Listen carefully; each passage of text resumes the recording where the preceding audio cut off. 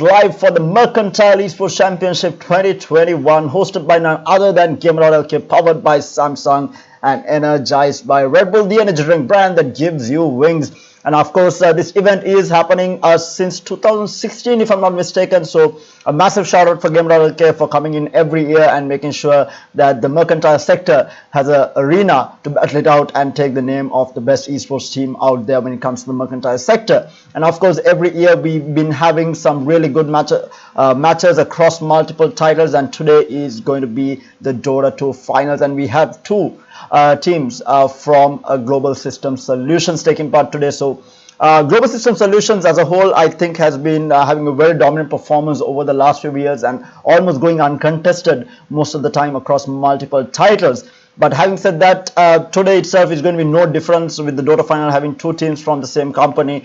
We will be seeing another team from GSS taking home that title win for Dota 2. And of course, joining me on the cast is going to be HSW. Hi man, what's up? Good. I'm good actually. I had some pretty amazing semi-final games yesterday and day before yesterday. Okay. Both teams performed very well, especially GSS Easy Win and GSS Spirit yesterday played an absolute beauty of an axe with a save moment. So everything seems to be in order to both the teams. They know what they're doing right now with the meta change and everything, and with the bans and everything also they were on point. So let's see how it goes. Let's see how the grand final pans out. Yeah, let's take a quick look at the rosters right now. So we do have GSS Spirit here on screen, Fire, Morpheus, Woophy, Podda, and Prime representing the team Spirit. And from Team EasyWin, we have Waruna, Torch, Hordor, Misery, and Panda. So EasyWin here, a team having a bunch of players who are very well known in the community itself. They have been having a very dominant performance across the teams that they have been playing for. I mean, these players are not new players coming into the scene. But for me, of course, Team Spirit is a bit of a new roster. I haven't seen most of these players, probably because I haven't been in the scene for a really long time. But having said that, we are going to be going directly into the game, and we do have the draft on screen right now. So the first band here, we have Mars and what's this new hero's name? I always keep Dawnbreaker, yeah. Dawnbreaker being banned out, and then on the side of Team EasyWin we have the Spirit Breaker and the Lion being taken out. So it's just lovely. So since you have been playing continuously, are these standard bans or are these player-specific bans that these teams are going for? I would say Mars probably is a player ban because Misery plays a very decent Mars, and I've known him for a long time, and he likes that hero. Yeah. And of course, easy initiation with the easy team fight win actually with the Arena of Blood and everything. And Yeah. Dawnbreaker is okay as a pick, I'd probably say, but it's quite hard to pan out into the late game with the Dawnbreaker, so I'm not quite sure about the ban here. Yeah. I mean, people don't pick it that much, even if they pick it at, even they picked it like a couple of times at the TI, both games didn't go very well for the teams who picked Dawnbreaker. Yeah, and having said that, we do have the first race picks coming in. We have the Winter Wyvern being picked up with a Witch Doctor, and the Snapfire Grimstroke being picked up by EasyWin. Snapfire, I think even with the DPC season starting up, we've been seeing a lot of Snapfire, and even Grimstroke. I think we saw a Grimstroke mid also at one point from Sumail, if I'm not mistaken. So definitely standard picks coming out from EasyWin here. Wyvern Witch Doctor. Witch Doctor we haven't seen a lot of, but Wyvern for sure. I think regardless of the patch, regardless of the meta, we've been seeing this hero. But my only problem for Team Spirit is they have opened up the draft in a way that they have showed their hand. Now you know the two supports coming out from Team Spirit, but whereas Team EasyWin, they know that a Grimstroke most probably will be played support. Snapfire can be played as a 4, a 5, and even a 3 if you really want to go that way. So a lot more open in terms of the draft for Team EasyWin. They ban out the Invoker and the Monkey King alongside, and the Doom and the Legion Commander being taken out by Team Spirit. What are your thoughts on these bans, HSW? I mean, right now you probably want to get into the heroes that you want to play against as a co-hero for both teams. Yeah. So I think GSS Spirit has a good Invoker player as well, so that's why they get rid of the Invoker. And alongside, I mean, Juggernaut, Monkey King, those are heroes that, at a certain point in the game, if they get out of hand, they're going to be unstoppable, and it's going to be really hard because, the lineup for the Grimstroke Snapfire does not have enough of lockdown. Yeah. So I think that's why they want to get rid of these mobility heroes like Juggernaut and the Monkey King. That is very true. Since you mentioned it, they actually do not have any lockdown other than the Snapfire cookie, I guess, to stun someone. But other than that, they are not looking at any lockdown whatsoever right now. And of course, the Grimstroke Inkswell is also going to be there. But these are not reliable stuns during a team fight. You cannot start a fight with a Inkswell. Maybe with the Snapfire cookie if you can align it properly. But other than that, they are not looking at that. Great in terms of lockdown on the side of easy win. But as we say that who better to pick up other than the Sand King, and who is playing this? Is it still Misery playing the Sand King? It's going to be Misery playing the Sand King. I've seen him play like games with the Sand King. Yeah. Sand King Grimstroke combination in the lane. They played it really strong. They got really early kills on the enemy core heroes. And the blink dagger timings, and Sand King always rushed a Veil of Discord, so that's more amp damage, especially from Grimstroke. And I think it's called the Sand Storm right now. Okay. And with that, we do have the Magnus being picked up by Team Spirit here, so they probably will be looking for someone to make use of this Empower, and probably will be their position 3 in this offlane for Team Spirit. They have taken out the Juggernaut and the Monkey King, so they do still have quite a bit of options here. They have the PA still in the pool. Not entirely sure if the PA is the right choice to go up against the Sand King Grimstroke lane, but they still do have it open. And then the likes of Spectre, probably not the best to make use of Empower, but he is also in the pool. Who are the other carries that we're looking at right now? Maybe Slark, but again, I'm not liking Slark here. A lot of AoE damage coming out from Easy Win. Who do you think Spirit will go for here as a carry?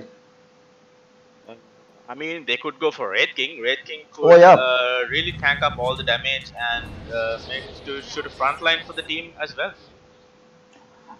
Interesting pickup here, Wind Ranger. So I'm assuming this is going to be a position 2 Wind Ranger, most probably going mid. Yeah, they could actually swap Wind Ranger with the Winter Wyvern, because Winter Wyvern, you've seen Thundra 9 play Winter Wyvern on the mid lane as well. Yeah. So they could probably maybe want to try, since it's just game 1. They are just go for their comfort picks and see how the game pans out. And if they get an advantage, I think they'll surely make sure to capitalize on that and take the win here. Yeah, for sure. And this is a BO3 series, so I mean they are allowed to experiment a little bit. Not as much probably as a BO5, but having said that, Tinker being picked up, I'm assuming there's going to be Panda on this Tinker mid. Extremely strong. This hero, the current changes for the hero makes it so much more viable. I think Tinker was out of meta for the longest time until they revamped it. And with the metrics, right, what you call it, the shield that he has now, metrics, I think, and the fact that you can now level up Laser Rocket instead of being forced to go March for farming capability, but now you can actually farm with the laser because it's a small AoE damage that comes out of the laser, which basically bounces off multiple targets. So in the meantime, EasyWin has banned out the Spectre, and the PL being taken out by Team Spirit here.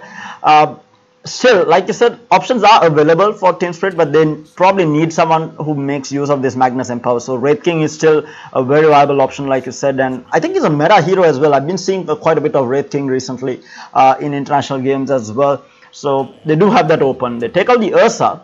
Ursa might have actually been another good hero for them, but probably not the best against the lineup on Easy Win here.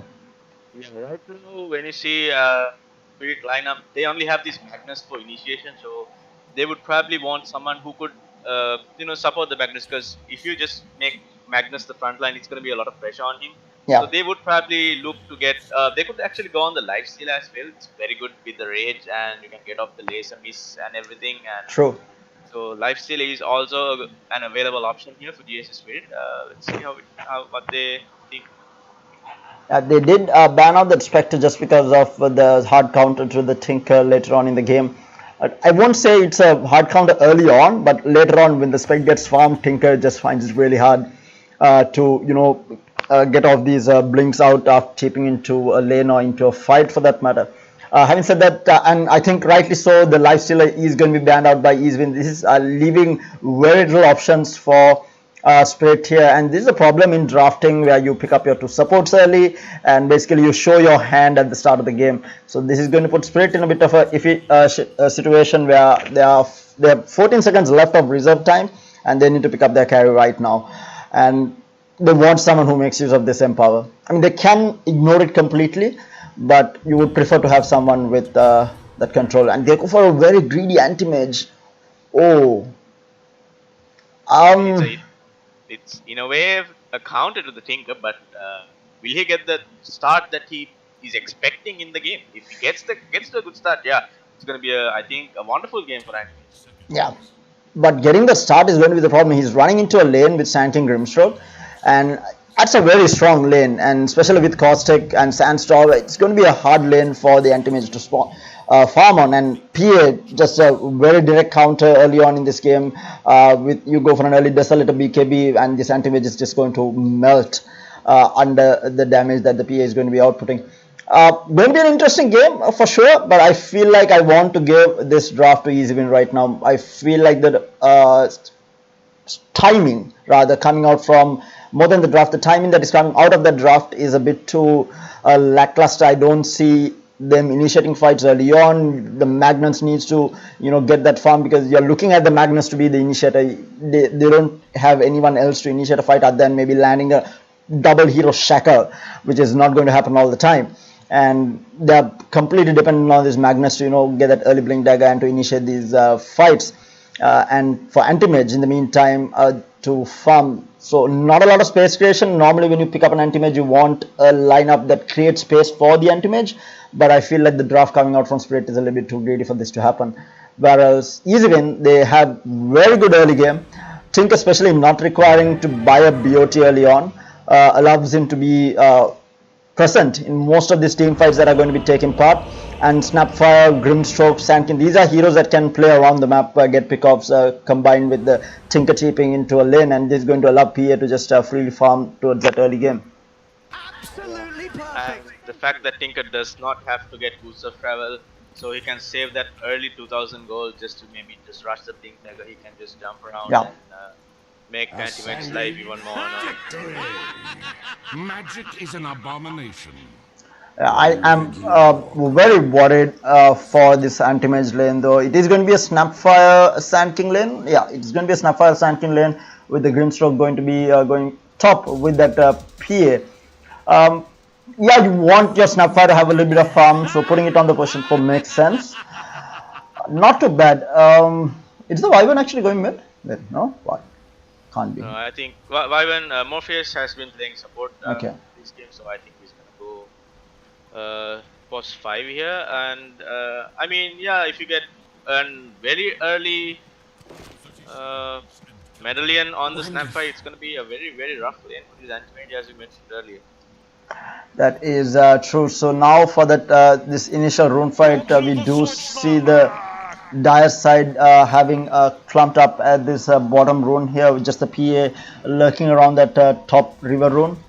So most probably the runes are going to be traded. I don't see a fight breaking out here.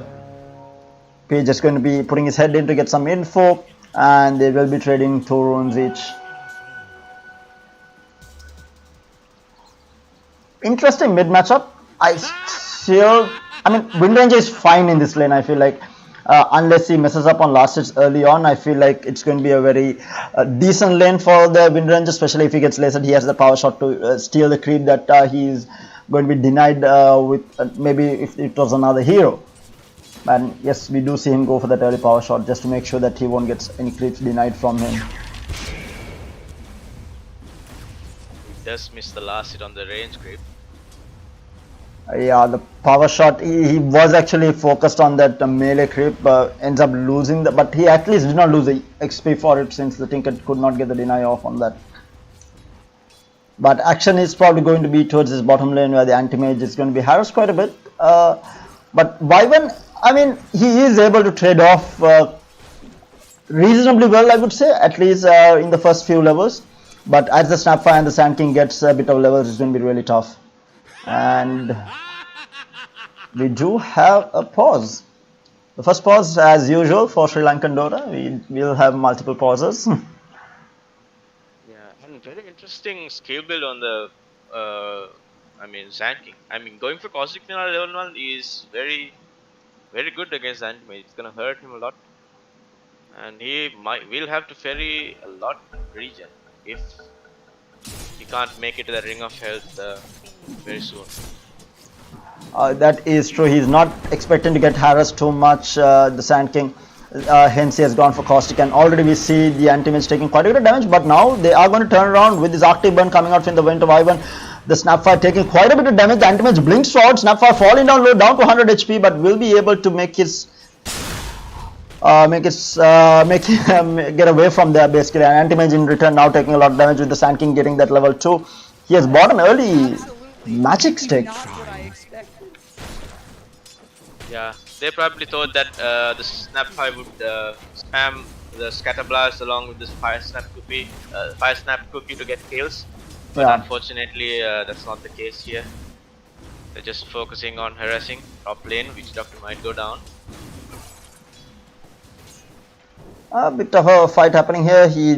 We don't have any Stoke of Phrase coming out from the Grimstruck. He has gone for that Ink Shell for the time being. Yeah, those right clicks hurt from the Grimstroke. Not even an uphill miss there on the Witch Doctor. He did get caught to the Inkswell there. That is true. So the River Runes are most probably going to be traded. No, the Wind Ranger might actually go for the other one as well. But in the meantime, so this is Tinker just getting free farm here. Wind Ranger been forced out of the lane, been forced to take 2 River Runes, and he's still not healthy enough. And the Tinker is moving forward aggressively. He does have a laser and a rocket, both level 2. Tinker, ooh, the fog. Well played from the Wind Ranger. That is true, but I still think he might not have been able to get the kill. But dodging that hit-seeking missile is going to be really important for him to be healthy in this lane. Again, Magnus getting a decent, really good farm here. 15 last hit to the 5 denies. Not a lot of action right now. Oh my lord, the damage coming out onto Morpheus here on the Winter Wyvern. They are trying to go on him actually. The Snapfire Cookie is going to come out as well, taking a lot of damage. A couple of more right clicks, but the heal comes out. The Cold Embrace keeping himself alive. Clutch Cold Embrace coming out there. I think he leveled it up at that moment. I don't think he had it before. He just got leveled up. Creep killed under the cover from there. Oh, but he's going forward again. It is really scary. He's really low. One more right click. He manages to get away on a sliver of HP there.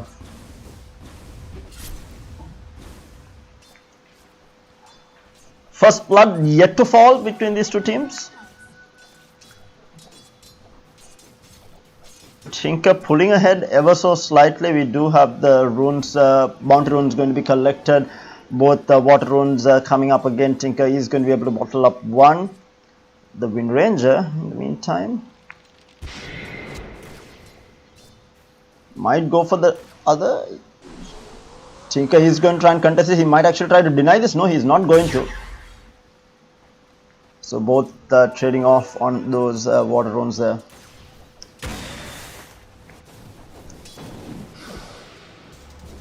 Sandkin just pulling ahead right now in terms of last hits. Anti-Mage, surprisingly enough, is doing reasonably well. He has got salved up by the Winter Wyvern most probably.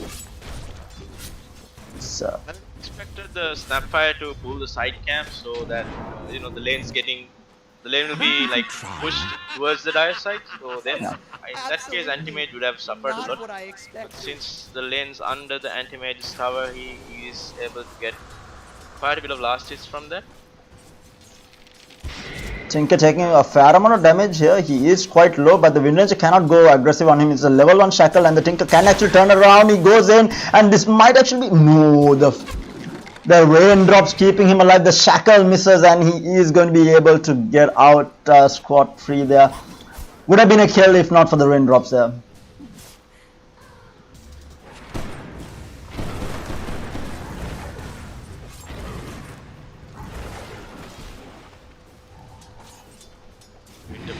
Winter Wyvern taking a lot of harass damage from Snapfire. With that Blightstone, he is just ripping through this Winter Wyvern. I mean, they're still going to be happy. I mean, the anti-mage is getting a reasonable amount of farm. I mean, he's 27 losses right now. I expected a lot more pressure to be put on this anti-mage, and he is doing quite well. PA, on the other hand, is also doing fairly okay here. All the lanes are going pretty well, other than this mid lane where the Wind Ranger is suffering in terms of last hits now. There you go, the free TP on the Tinker. Easy bottle refills. Top lane, Grimstroke might go down. Will he go down? He does have the ink swell coming out. He will get the stun off, but this is going to be a dead Winter Wyvern. And the TP out from the... Oh my god, it was so close.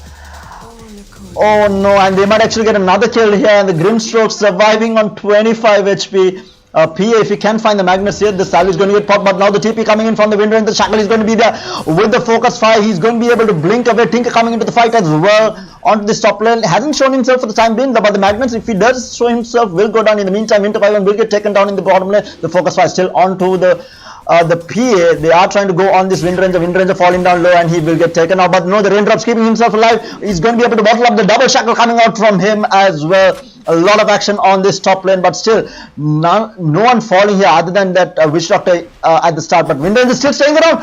Why would you stay around? And he will get taken out. Just overstayed his welcome, TPing in and just dying in return. Winter Wyvern TPing in as well.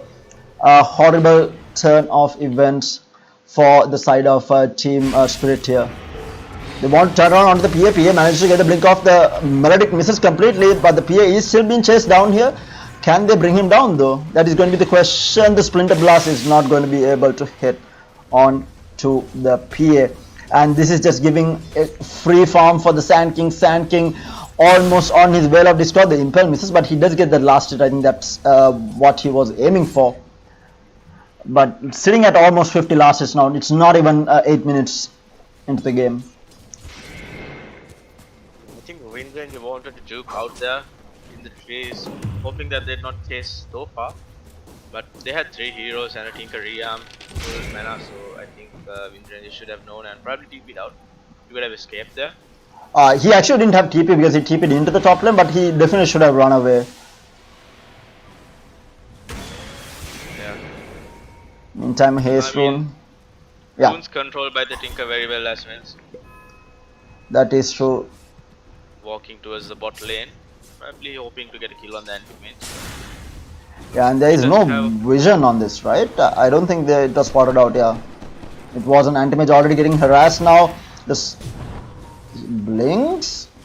They're looking for him. Sand King, if he can find him, he does have the Impel coming off of cooldown here. The Wyvern joins the fight, but in the meantime, Tinker with this haste rune looking for the Wyvern here. TP is coming in from the Witch Doctor as well. They are not going to be able to get anything done with this haste rune, but they are going to be able to find the Winter Wyvern now. They will find in the Snapfire Cookie is going to be there, and they will get that kill on to the Wyvern, but they're looking for more. Anti-mage gets impelled up. He does have a blink out. Shackle onto the Tinker in the backline here. The laser is going to keep him alive for the time being, but now he's going to be run down here. The focus fire is going to be there as well. No Snapfire Cookie as of yet, and the anti-mage blinks in with the mana void to clean him up, and now the Snapfire is going to be in trouble. That's a double kill for the anti-mage, and that's exactly what they were looking for. And now the Sand King chasing after the Witch Doctor. Witch Doctor is going to get healed up, but the caustic is going to be enough. They will blink forward onto the Sand King as well. This might be another hero falling down. The Windrunner with the Windrunner moving forward. The power shot is going to be good, and the kill is going to be taken by Morpheus. That's 3 heroes falling on the side of Team Easy win here. Team Spirit are making a comeback here, and Anti-Mage is going to be really happy with that. Yeah, and Wind Ranger did hold on to the focus until they use this laser. And yeah, as I mentioned, I mean, Anti-Mage just happily jumps in, uses the mana void on the Tinker.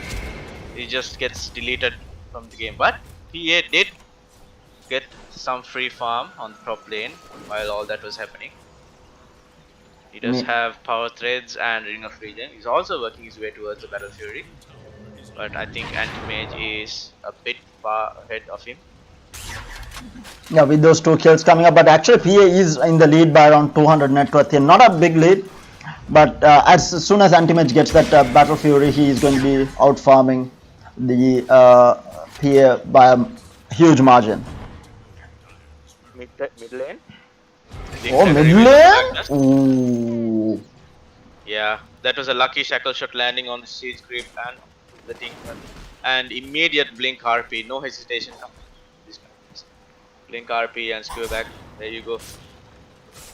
Maybe they did not need to commit RP because they had the Witch Doctor and Byron both as well. But I mean, it's still okay since you're getting a core kill here.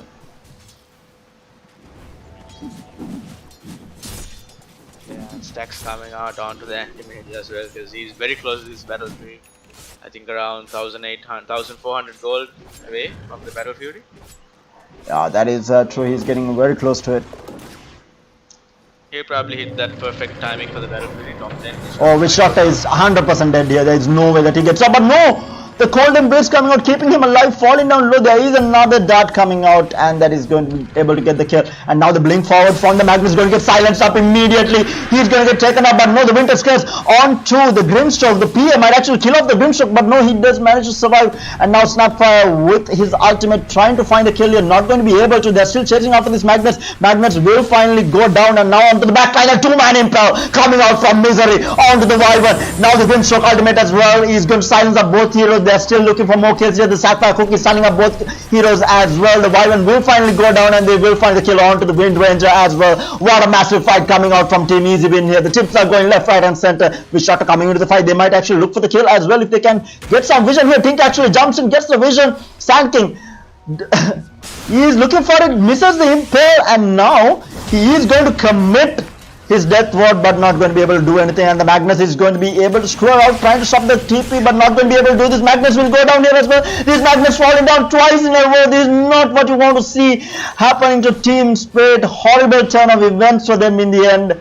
Started off reasonably well, but that's not a fight that you should be taking early game against the lineup on the side of Team Easy Win here. You want to get the pickoffs that you can. They were fighting without RP as well. And this is where not having the RP and committing that onto the Tinker mid is hurting them. Yeah, and Easy Win did have a lot of vision.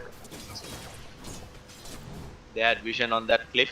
Yeah. So that's why they immediate, I think Sanking called immediate. It's okay if Grimstroke goes down, we will come. Or the shackle onto the mid Tinker here. Where's the follow-up? Sand King is coming from the side though. The Impel is going to latch the Tinker. Reverses Blink Dagger.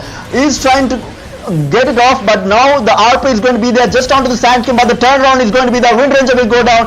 The Magnus might fall down here. Tinker does not have a blink. Oh, he does. He will blink forward, will clean up both, and now the Winter's Curse is going to be the Anti-Mage will be there for the cleanup here. Going to be able to get one. He's going after the Snapfire as well. Snapfire falling down low. There is a Mana Void if he wants to commit it. Arcane Boots going to be used. He's trying to run away for his life, but he's not going to be able to get out of here unless he manages to juke somewhere around. Killing spree for the Anti-Mage, getting that kill. He's going to be happy with it. Battle Fury should be done with that kill. Just a little bit short of it actually. Again, that RP was not that great. Yeah. Just landed on the Sand King. I think maybe he blinked the Blink Dagger, or maybe he just blinked too short. But if that RP could have landed a bit better, I think Anti-Mage would have joined the fight a bit earlier and probably gotten a triple kill if he could just use the Mana Void on top of the Tinker there. That is true. And Wind Ranger, he has picked up his Javelin. Now the question is whether he is going for the BKB next or a Blink Dagger or something. Because I think Javelin is more than enough for the focus fire during the early game. You want to be able to survive during this team fight, which is not going to be able to do with Panda on this Tinker, dishing out so much of magic damage. You have the Sand King Epicenter, Impel, the Caustic Finale, as well as all the damage that is going to be coming out from the Snapfire. There's a lot of magic that Team Easy Win is dishing out right now. Yeah, and Sand King will have Blink Dagger in like what, 30, 10, 20 gold or so? So yeah, I think the next objective is to probably smoke around and get a kill on that. They already have a smoke on the Grimstroke as well. So I think that's what they are planning to. But Spirit is also gathering up in the bot lane. So I think it's going to be another juicy team fight coming out from both the teams. And we do have the RP coming off cooldown as well. 10 seconds for that RP, and Sand King is the Soul Man here. He is not going to get the square. Oh no, the Shackle is not going to latch as well, and now this is a horrible situation. Oh, the Grimstroke with the Soulbind comes out, silence on the two heroes. The Snapfire ultimate comes out as well, but where is the follow-up? Snapfire doing a lot of damage onto the Wyvern. Wyvern still surviving though, taking a lot of damage. He is going to be able to get out. scot-free. So that's 2 ultimates being contested, but now Sand King jumps in with the epicenter, doing a lot of damage onto the Wind Ranger. Wind Ranger manages to get out, and now the Winter's Curse is going to be there on the Sand King as well. Sand King is going to get mauled by the Snapfire. The Tinker joins the fight with the Blink Dagger, the rockets flying out, falling down low. Everyone's so low here, but who is going to die? No one goes down yet, and they will manage to get the kill on the Tinker as well. Anti-Mage, no mana for the mana boy. The RP is going to be just onto the Grimstroke. He's going to jump in. The silence is going to be there. But now the Shackle Shot misses completely. PF joins the fray as well. Trying to go on the Wind Ranger. Cold Empress keeping him alive. And the Magnus, they are going to turn around on the Magnus. Magnus will finally go down. Wind Ranger in trouble here. One more right click away. He is going to be able to jump away for the time being. The PA decides to jump into the fight again. He's going to fall down low. He's going to get saved by the Snapfire Cookie. The Shackle is going to be there. Not going to latch on a tree. He's still surviving though. What a cluster of a fight here. 3 heroes dead on the side of Team Spirit. PA is going to be able to tip you out, but now the Tinker joins back into the fight. Rockets flying away will clean up that kill onto the Wind Ranger finally.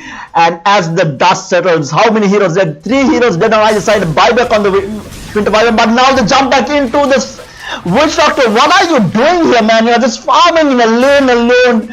That's not what you want to be doing. And with that kill though, Team Easy Win will take that fight win. I think it was very even for the most part until that Witch Doctor died. Yeah, but Winter Wyvern did have to buy back on that team fight.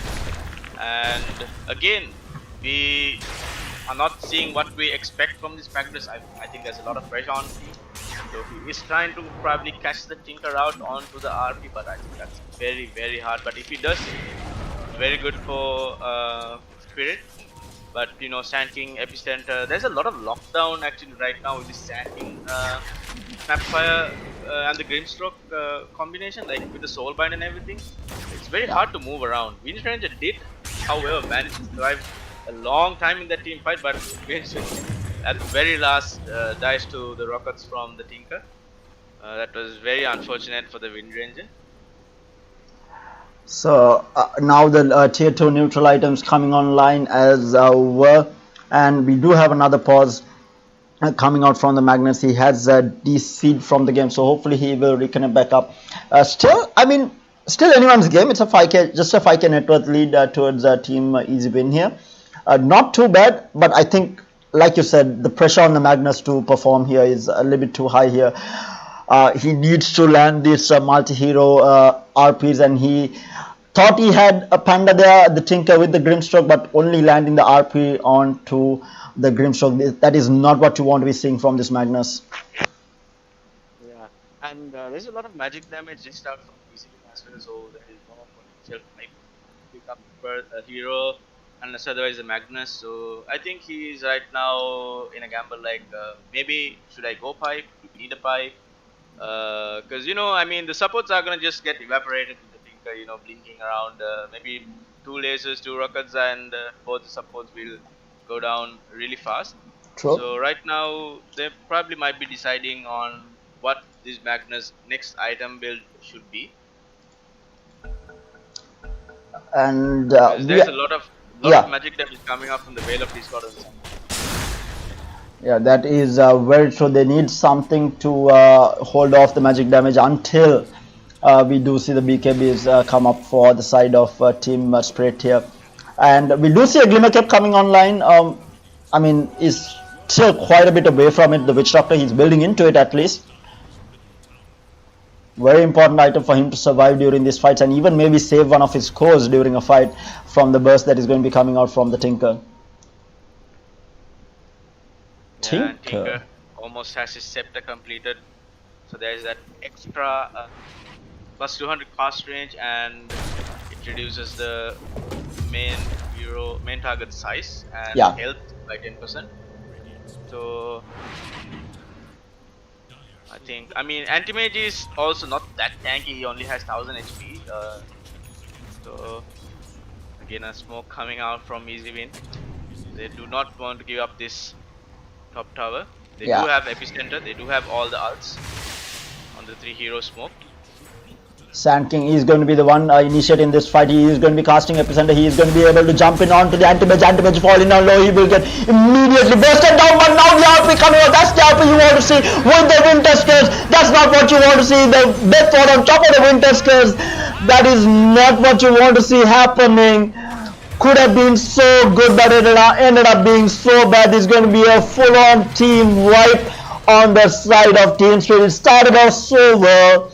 The counter initiation was there, but that's not what you want to be seeing. Absolutely not what I Yeah, I expected. mean, Magnus positioned himself perfectly there behind the towers. He did manage to get the Tinker, but I think the anti-mage got burst down real fast before before even the team fight started. The biggest problem I saw in that fight was they stacked the Death Ward on top of the Winter's Curse, and I don't think the Witch Doctor got off the Melodic in that either. So I mean, you're not doing any damage at all during the RP or the Winter's Curse, either one of them, just because it was stacked on top of each other. Just had the right idea, a good initiation by the Magnus or counter initiation, even without the anti-mage, might have worked out for them. But the overlapping skills coming out from the two supports just ruined the fight completely for them. And now the lead is just building up. 10k net worth lead going in favor of Team Easy Win here. And the worst plays out from Easywin. Very aggressive wolves. They know like the entire jungle scouted out at the moment. Just walk in the mid lane. They might actually look to fight. Oh, they find Wyvern casually strolling into the jungle to try and get a ward down, but he will get punished for that with 3 players or 4 players waiting for him. For the PA now, it's gonna be a really hard game. I think, especially for the supports, they're gonna get a lot of. I mean, they won't have enough HP to survive with all the magic damage coming out from the Tinker as well. Yeah.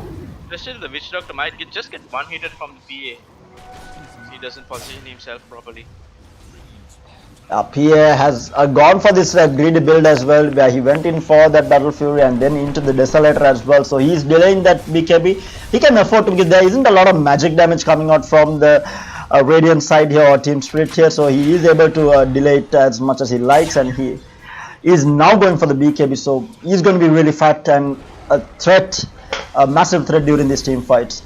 Anti-mage keeping up though, in terms of net worth, at least. Keeping up in terms of the network. But there goes the outpost control, there goes your entire bot jungle control for Spirit. I mean, see, this just one laser rocket combo just gets half HP on the anti-mage. Yeah. It's very, very painful to watch, and PA has a double damage rune as well. So I think that definitely look fight here with this double damage. Might look for a Rosh, right? Yeah, they could get rushed as well. I mean, they do have to still be careful about the RP, but let's see how it goes. Yeah, I think PA could just solo it. No one has to walk in.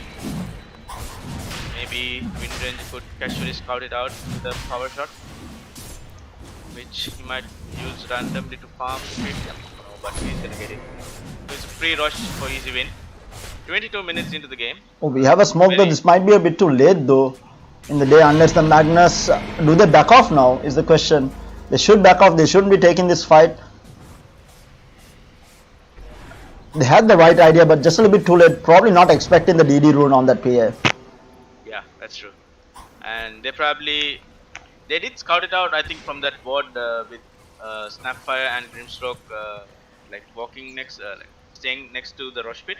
Yeah. But I think that smoke was scouted out from the ward, and I don't think that ward gives enough vision to scout out smoke from Easy Win. But look at the amount of vision control that EasyWin is working with here. I mean, there is barely any place that Team Spirit can farm right now. Anti-Mage is going to be able to farm on this bottom lane, at least for the time being. But a lot of vision now being devoured, at least by Team Spirit, trying to take control of their own jungle to allow Anti-Mage to be able to farm up. Has picked up his Manta. Yeah. I mean, with the Grand especially, I think it's swap.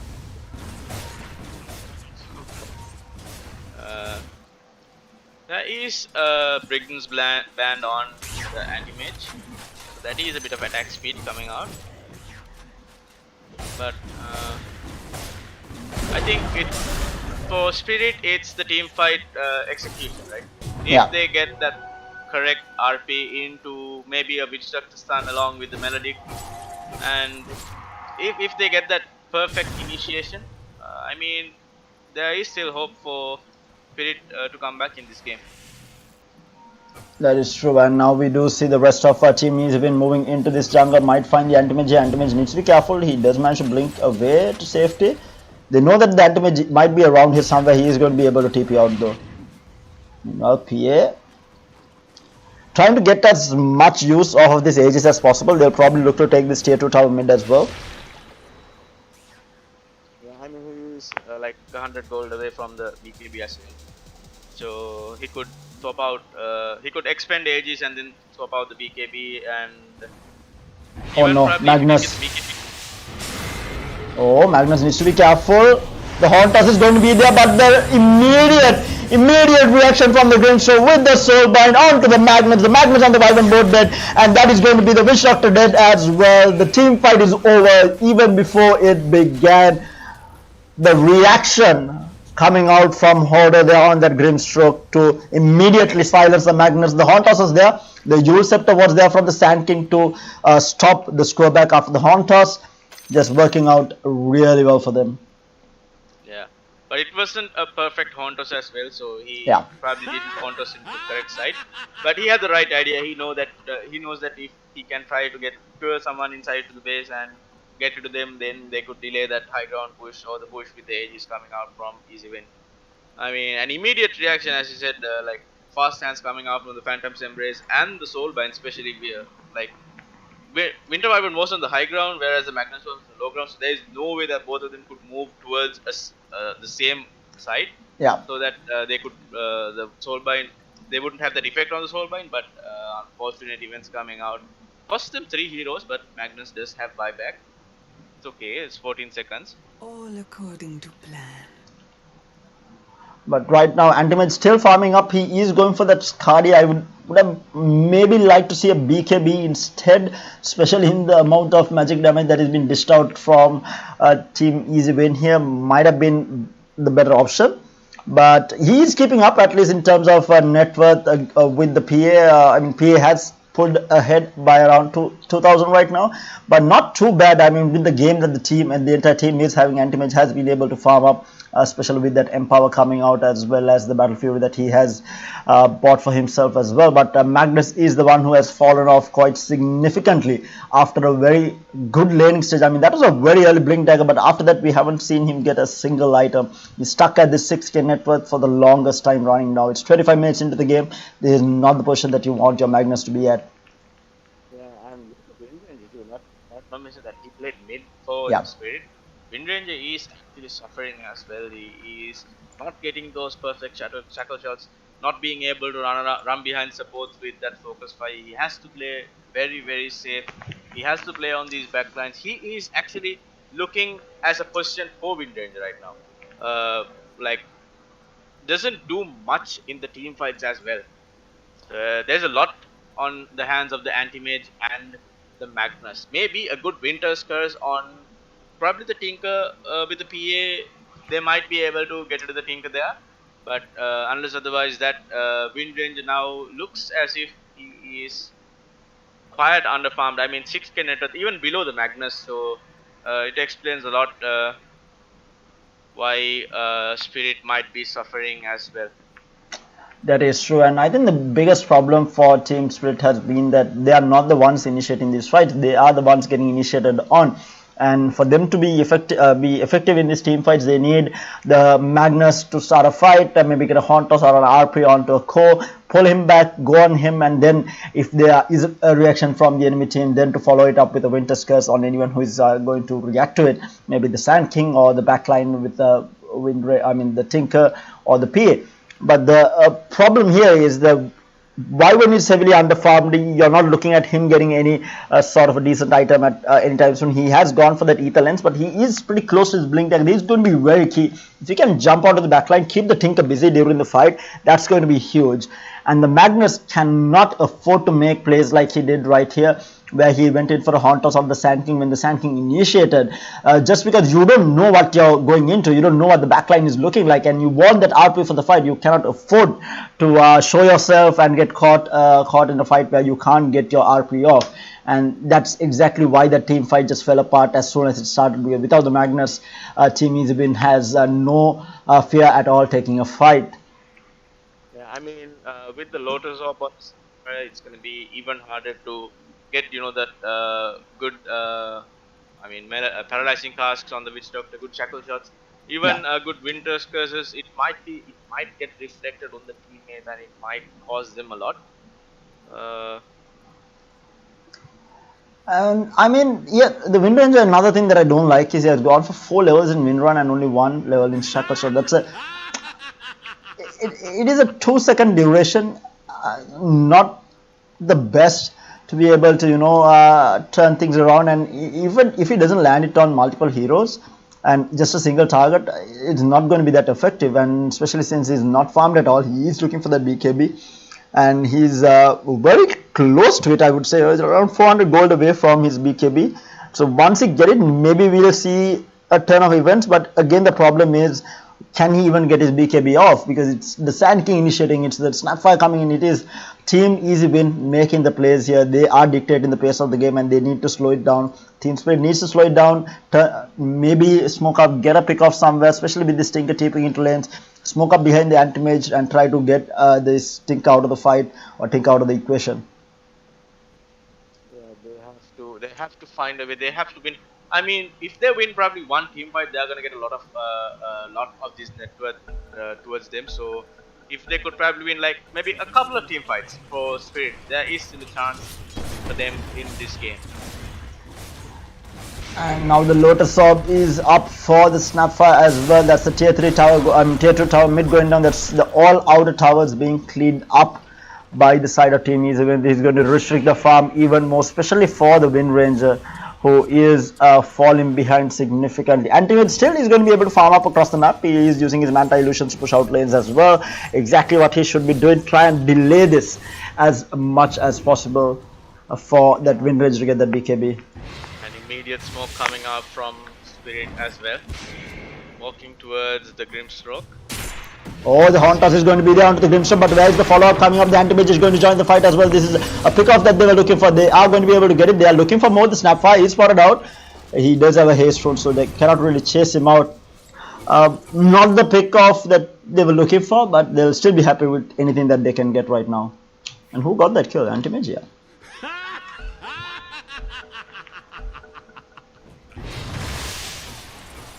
With the Skadi, I mean, Anti-Mage will be able to tank up a bit of the damage coming out, but as you mentioned, BKB would have been a better choice. Oh, the RP just onto the Sand King, the screwback as well, but where is the follow-up? Gets bursted down immediately, and now the Winter Scare, there is nothing happening because the cask is bouncing between the two players.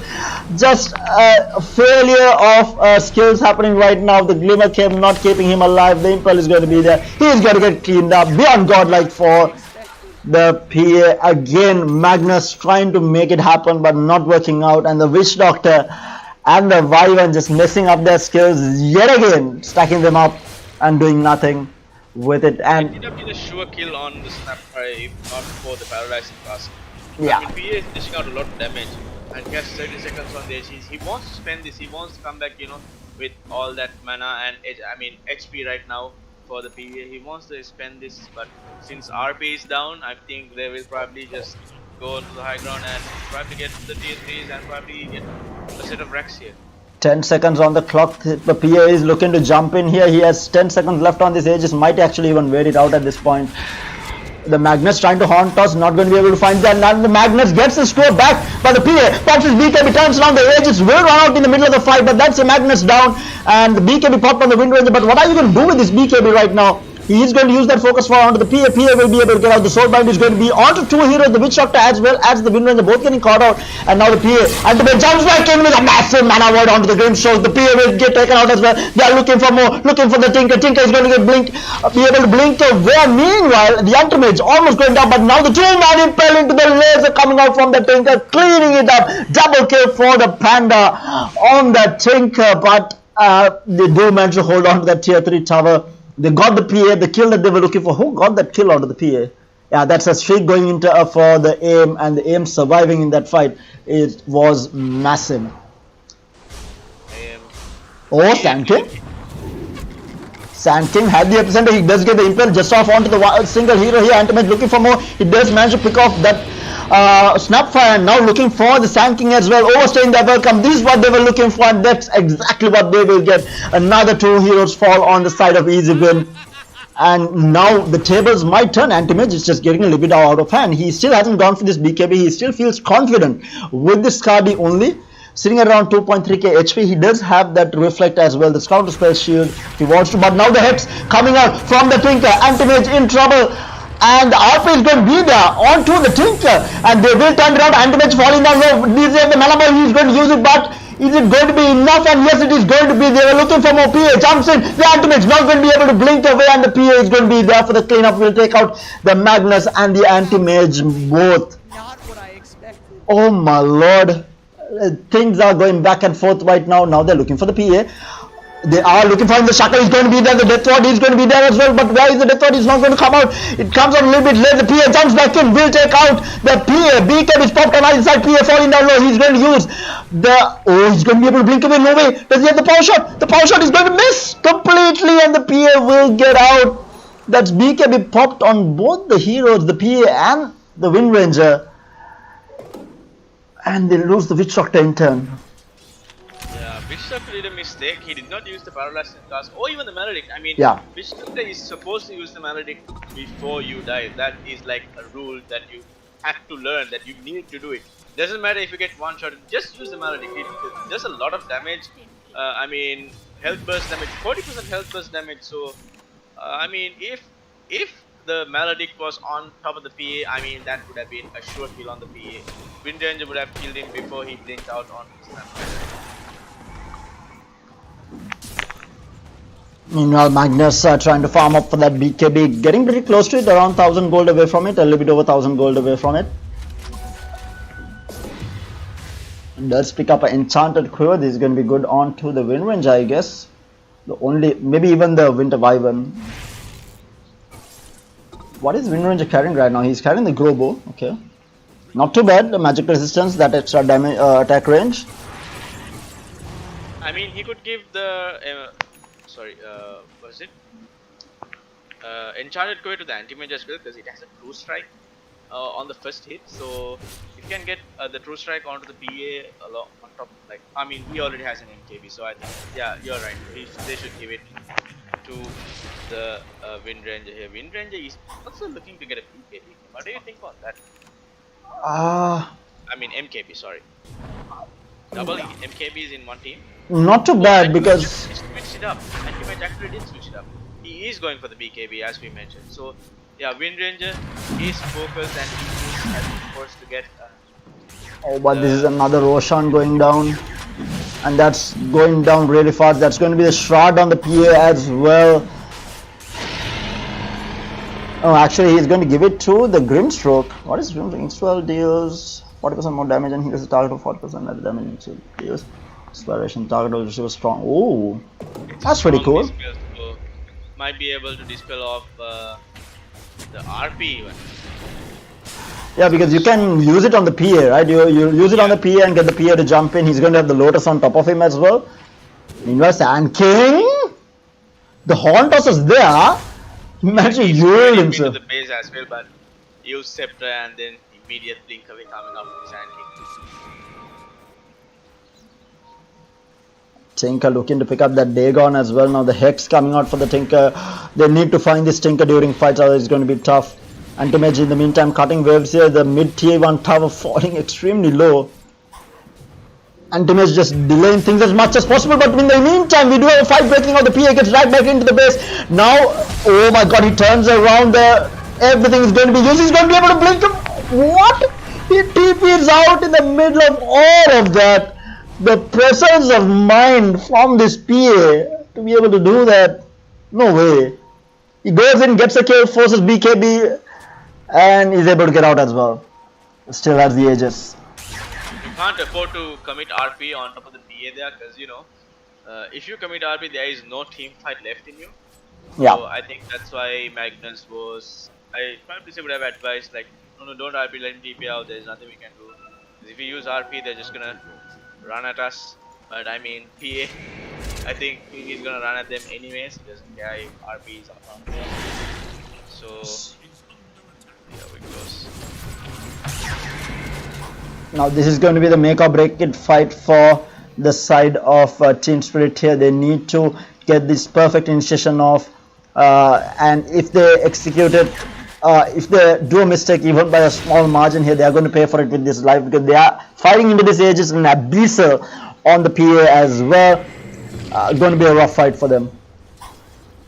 And double Lotus as well. Sand King as a Lotus. Oh no, the Magnus falling out. Oh, he gets deleted from the game. He cannot afford to be in the front line like that. And they are going to lose this tier 3 tower in turn, and maybe even the Rax at this point. The mistake from the Magnus. What were you doing standing in the middle?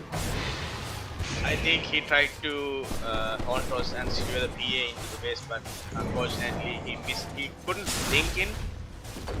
They are going to go on the Wyvern as well. No? They are going to back off. On the spot, but immediate jump in coming up from the side. Does not have buyback as well, 200 gold short of it.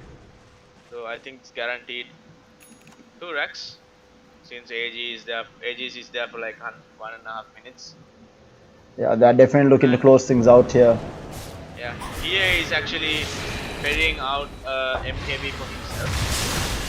The Impel misses onto the Wyvern. Wyvern managing to survive. He does have a Blink Dagger if he wants to start on this. They really need to make an initiation. The initiation is not going to be good enough. The curse not going to land on anyone, and he gets deleted. There is a buyback. The Death Rod is going to be there. He's going to glimmer himself up for the time being, but there is no follow-up whatsoever. Oh no, things are just falling apart for Team Spirit right now. But now the Magnus back online. He does have that RP, but the PA is just being kept on the front line, and the cast bounces back. The Impel is going to be there. The Sand Chain gets stunned up. The Anti-Mage blinks in with that BKB. He's going to get stunned up. The Soulbind is going to be there as well. Anti-Mage been locked in place. The RP is going to land on 2 heroes. The Sand King will get taken down, but PA fighting strong. The Shackle is going to be there, but the Hex coming out from the Tinker will keep him there, and that's a full team wipe. The entire team falling apart, and that's the next set of racks falling for the side of Team Spirit, and this might be GG for them. I don't see them coming back from this position. Worked out well, but the Winter's Curse being expended like that just costing them significantly. If the Winter's Curse was held for the Tinker, maybe would have been a different fight entirely. Yeah, and as you mentioned earlier, they had to Spirit had to find the initiative. They had to be the ones to initiate the team fight. So I think that's why the Winter Wyvern did try to maybe at least a 2-man or 3-man Winter's Curse, but unfortunately it was just on top of the Snapfire. And oh, Winter's Curse, finally a decent Winter's Curse will take out the Snapfire with that. Won't be able to blink away. And that's the Aegis being taken away, but Anti-Mage is still dead for 30 seconds.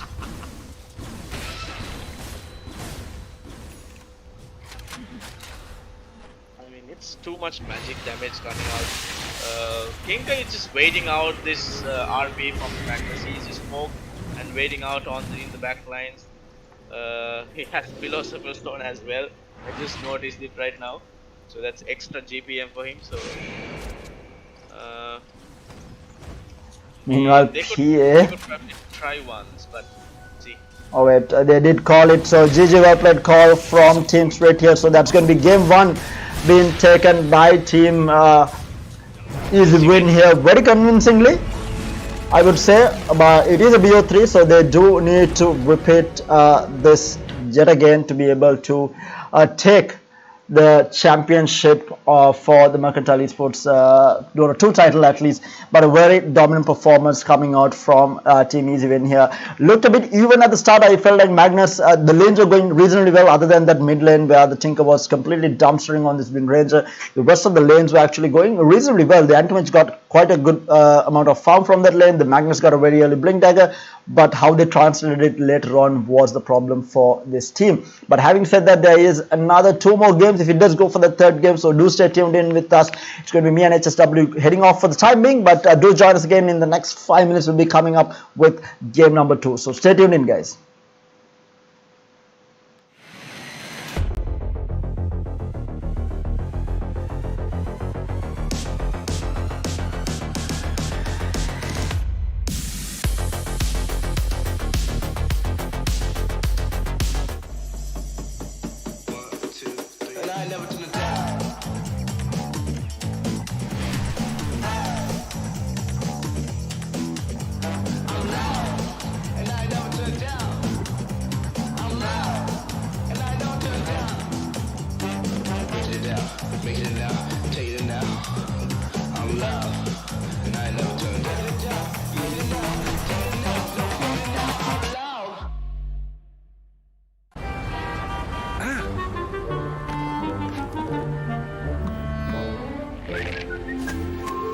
Red Bull gives you wings. एक नंदन रह सकने में.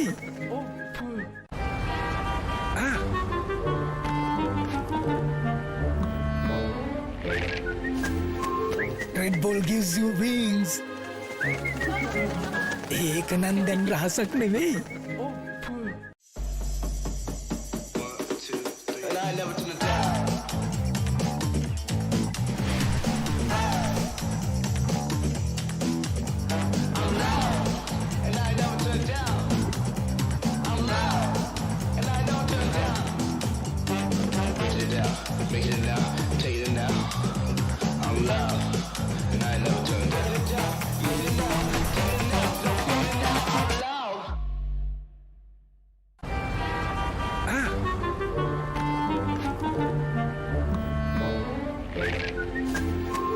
Red Bull gives you wings. एक नंदन रह सकने में.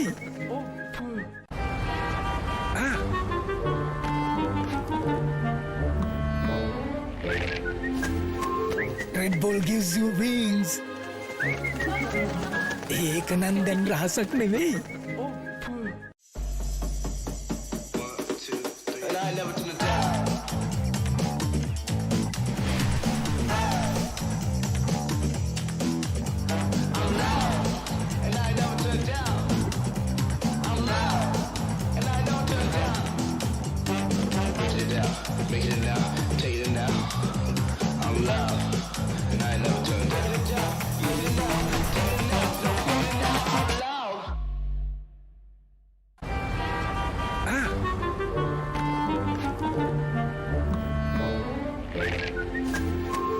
Red Bull gives you wings. एक नंदन रह सकने में.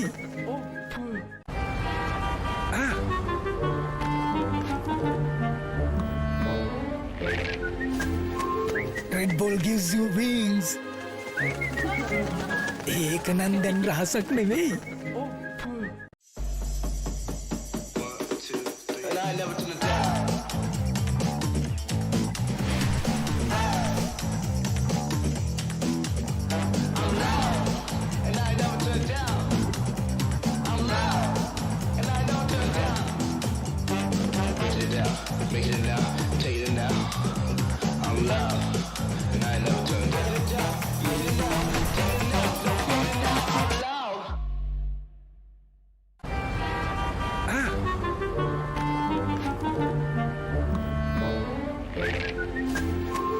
Red Bull gives you wings. एक नंदन रह सकने में.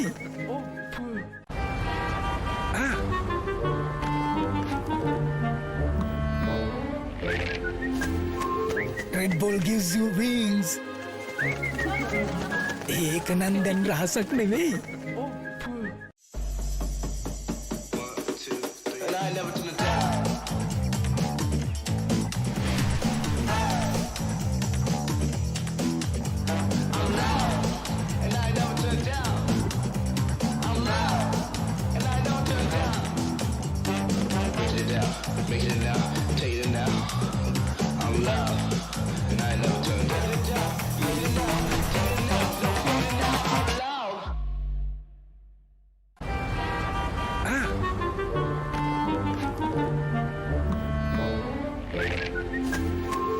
Red Bull gives you wings. एक नंदन रह सकने में.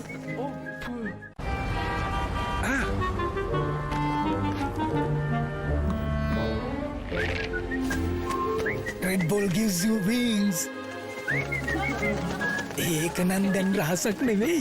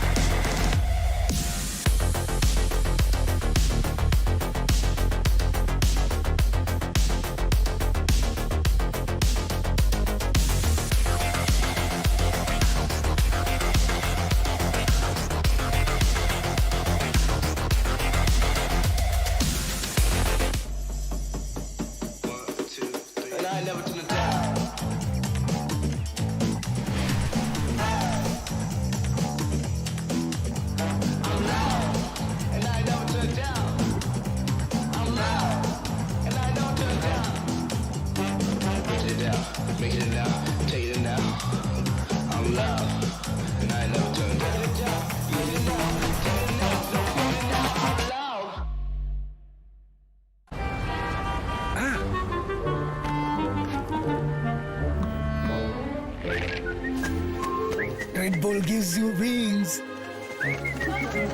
एक नंदन रह सकने में.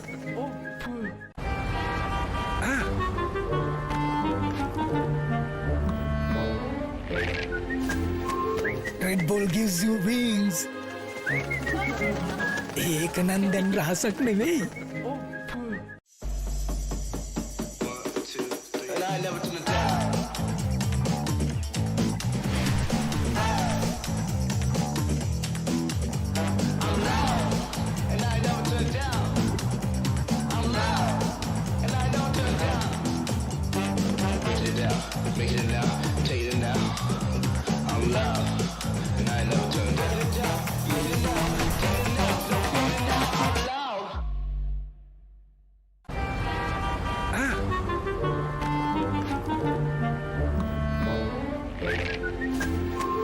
Red Bull gives you wings.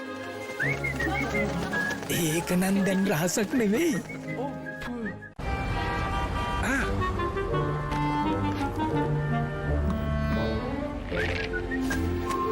Red Bull gives you wings.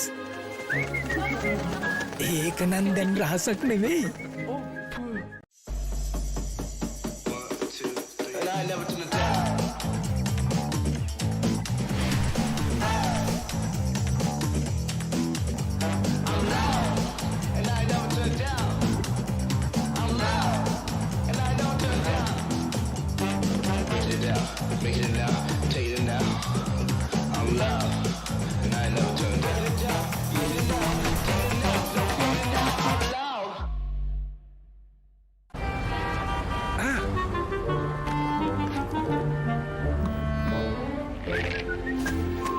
Red Bull gives you wings. एक नंदन रह सकने में.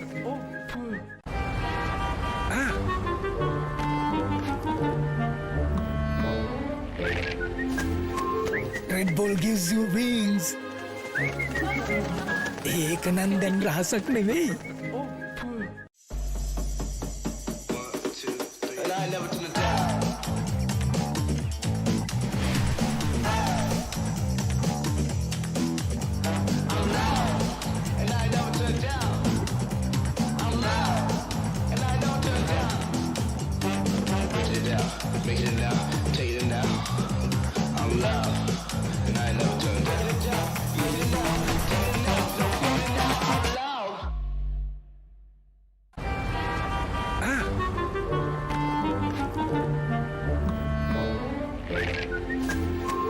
Red Bull gives you wings.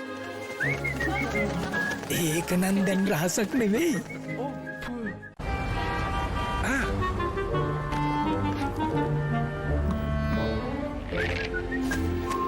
Red Bull gives you wings. एक नंदन रह सकने में.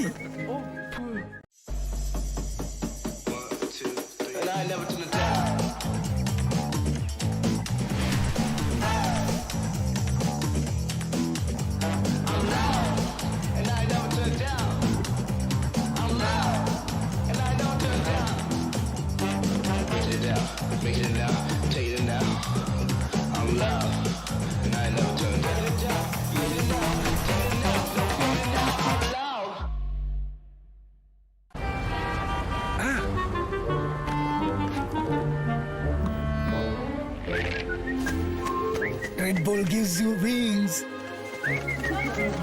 एक नंदन रह सकने में.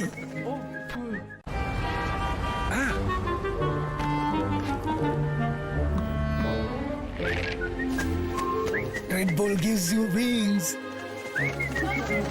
एक नंदन रह सकने में.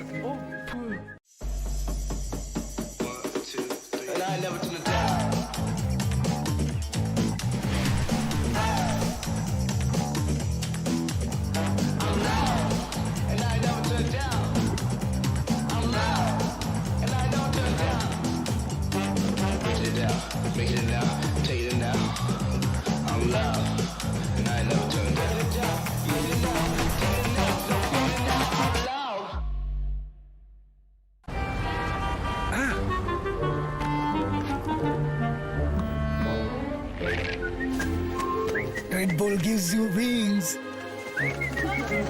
एक नंदन रह सकने में.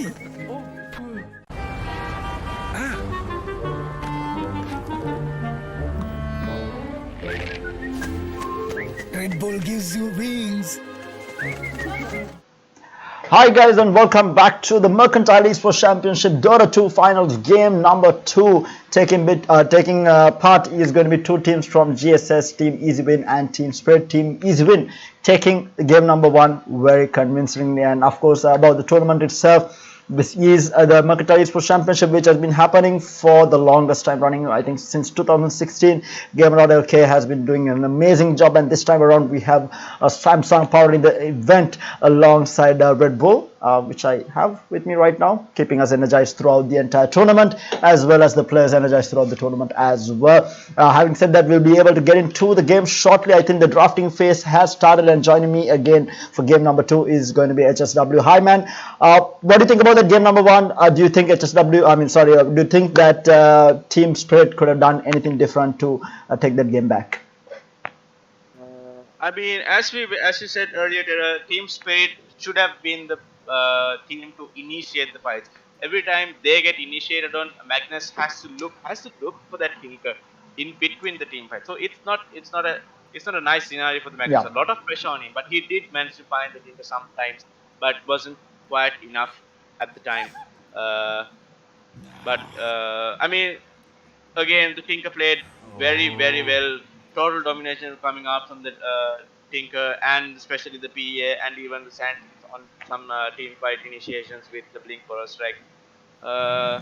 In total, GSS EasyWin has a very good team coordination, so I think GSS Spirit should focus on their team coordination right now.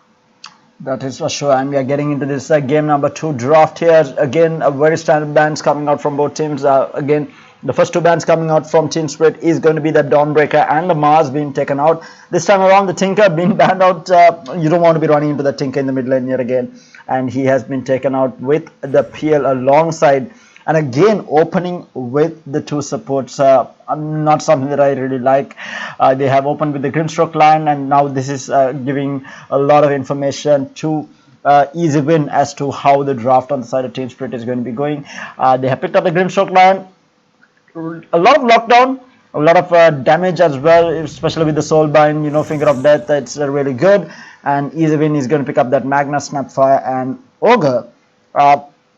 I mean, this is that setting up for something, right? Because you have the Bloodlust, you have the Empower. They are going to be picking one of these carries who will make use of both of this and just keep him completely fed throughout the entire game. I think that's what they're looking for right now on the side of Easy Win. Yeah, but GSS does pick up an Earthshaker. They could disrupt a lot of combos coming out from Easy Win, especially if the Earthshaker could position himself well front, he could be able to stop the RP. And they go for an Ursa as well. So they are trying to run down Easy Win this time around, GSS Spirit. I think that's with the Grimstroke, Inkswell and everything. So I think they are looking for lane domination right now. Earlier they lacked lane domination a bit. I think that's another thing, right? When you know that you're up against a higher skill team, or if you think that your enemy team is a lot better than you cannot afford to play a passive game and let the other team dictate the pace of the game. Because what happened was Easy Win, they were very happy regardless of what was happening. They were very happy with how the lanes were going, all their codes were getting farmed. Whether the anti-mage was getting farmed, whether the Magnet Source was getting farmed, they didn't really care about it because they knew that they had the team fights in lock. They felt that they were the highest skill team to be able to play the map properly, and they were very happy with it. But if you're Team Spirit here, you need to be able to dictate the pace of the game. Against a higher skill team, I feel like you need to be the ones aggressing, you need to be the ones asking questions from the other team, and that's exactly what they're looking to do with this draft that is going to be coming out. And Panda, this is going to be a Panda OD. I mean, this is his signature hero. OD can be out of meta, he can be in meta, does not matter. You give Panda OD, he is very destructive on this hero. I am going to love seeing how it pans out for Panda on this OD, especially with that Bloodlust coming out, the attack speed buff for the Auto Destroyer as well. Going to be interesting to see how they are going to lane against this OD in the mid lane. Yeah, I mean, there's going to be a lot of fighting.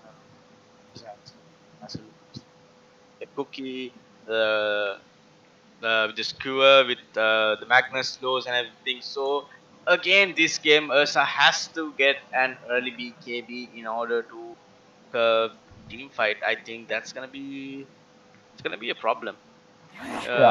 Again, if they don't hit that perfect item timings, it's gonna be really hard for GSS Spirit to control the tempo of the game. And I really love the bands coming out from Team Easy Win here, the TA and TA not so much. Queen of Pen, understandable. Again, you don't want one of these heroes that has a lot of early game potential, especially with the Queen of Pen. Even if you don't have the greatest of laning stages against the OD, you're still able to move around the map with your Sonic Wave to be able, every time your ult is up, you can translate that into a kill, and that's exactly what Easy Win does not want happening. They want Panda on this mid lane to keep get a hero match up against him where that hero cannot move from the lane, so that Panda can keep on dominating that lane, and that's exactly what they're looking for, and that happened the previous game, and that's exactly what they're looking for this time around as well. So let's see what this mid matchup is going to be like for Team Spirit. They know that this OD is going to be mid. I mean, majority of the time. I mean, you have seen safe lane ODs, but very unlikely when you have Panda in the team that he will be moving away from this OD pickup. So they have a good idea that it's going to be an OD mid. So what will they pick against it? They ban out the Razor. Long time back, I mean, it was a very straight up counter to the OD in the laning stage, just because you used to get purged every time you use a skill, and after the static link, if you do use a skill, you'll get purged, and then the OD cannot move, and he will get a lot of his damage drained out. But not anymore. And a Void Spirit being picked out. I told you that I haven't been playing a lot of Dota, but I play a lot of Turbo, right? And I Yeah. love this hero because I haven't played a lot of Void Spirit in normal Dota, and I just want to play a few games. I came to Turbo, and this hero is disruptive, especially after the performance that who was it? Toronto Tokyo, right? Who played mid for Team Yeah. Spirit? Yeah. After the performance that he put up on Void Spirit, I mean, come on, man, you cannot ignore this hero at any point.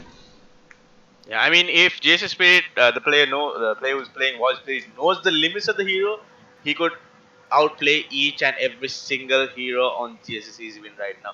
He could escape the Chronos, he could escape the Astral Imprisonments, he could basically outrun each and every one of them. Yes, that is for sure. And he will look.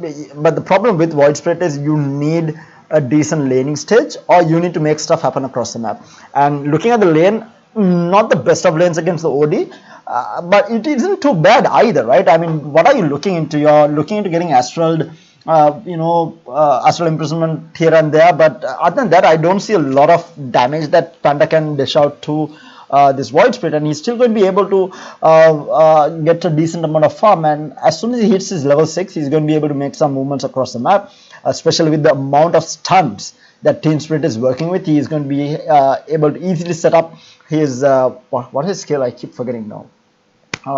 His stun, his first skill. He's going to be able to get it off quite easily. I mean, you don't have to be that really high tier skill player where you use it with your astral step itself. Normally what happens is really good players, they use it in conjunction with the astral step because there isn't a lot of time to react, especially with the astral step slowing the target down as well. They are able to get it off instantly. What is called Ether Remnant? Yeah, that's what I was looking for. It's a remnant. But yeah, it will all be down to how well this Void Spirit is able to lane. If he has a good laning stage, on at least an okay laning stage, I feel that Team Spirit has a really good chance in this game. But we do have another pause. The Magnus has DC'd. What are the lanes that you're looking at? So Magnus is going to be offlane. The Snapfire most probably going to be positioned 4 here, with the Ogre being played as 5, helping out this Void. And the top lane is going to be Earthshaker and probably Lion here. So double stun. Not too bad, but I don't see kill potential. I mean, Void is always going to be able to time walk out. If he does not waste his time walk, he should be fine in that lane. Bottom lane, I feel like is where the kill potential is going to be. The Skewer is going to be there for the Magnus to get out. But Snapfire, yeah, he has Cookie, but it's not that far of a range, and coupled with the Ink Swerve and maybe even Slow coming out from the Stroke of Fate, it's going to be they are going to be able to get some kills in that lane. Pleases me to know.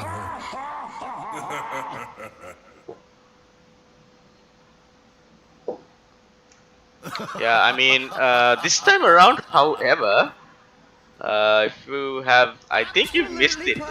Torch is on the Magnus, and Mystery is on the Void, so it's an offlane Void.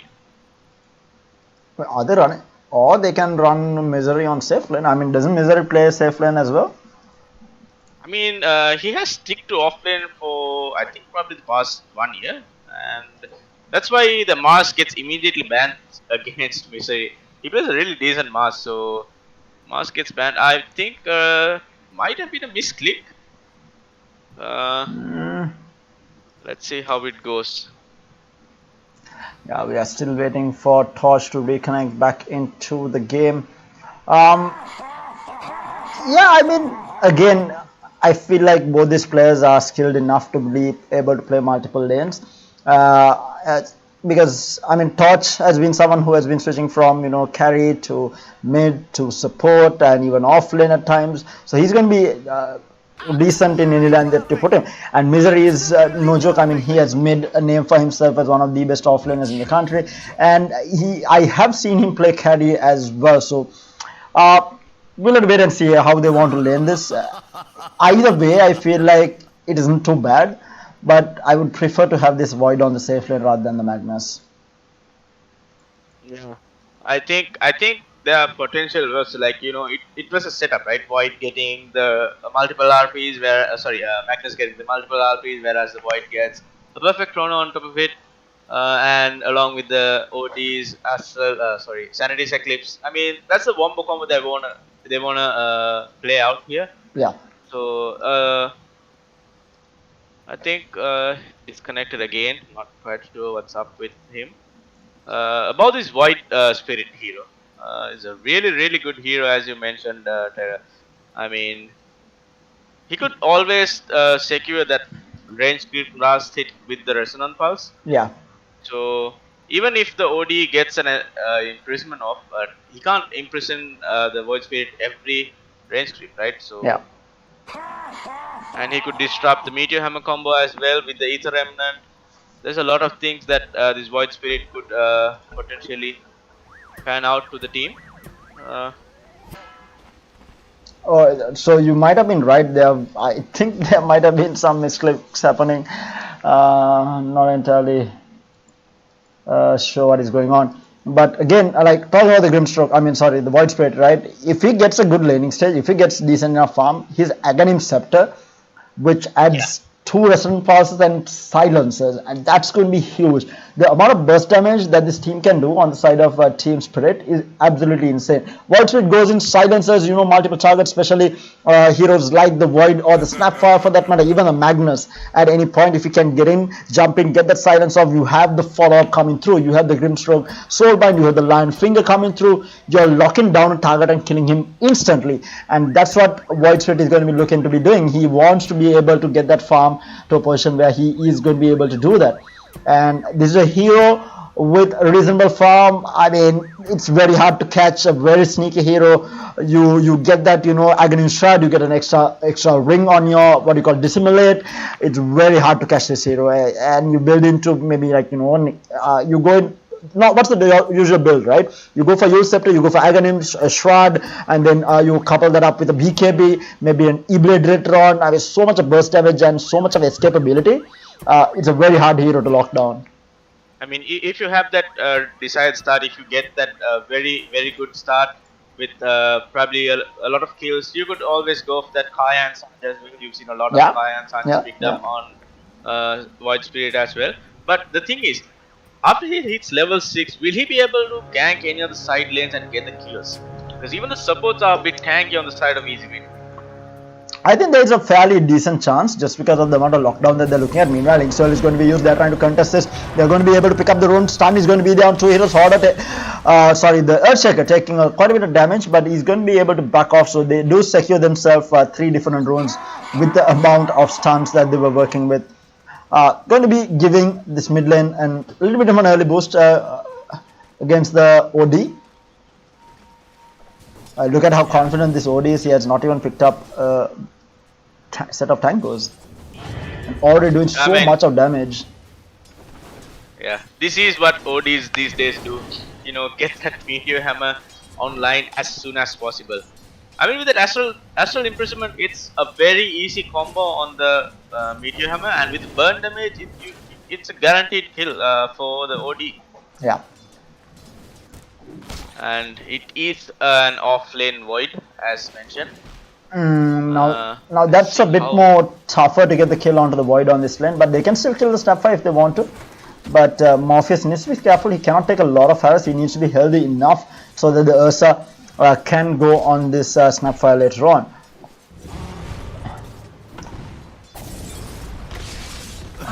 Meanwhile, Ogre taking a lot of damage here from the Lion just right clicking him down. Hordor down to almost half HP, but he does not mind. I mean, this guy with this Tango, he has 14 regen.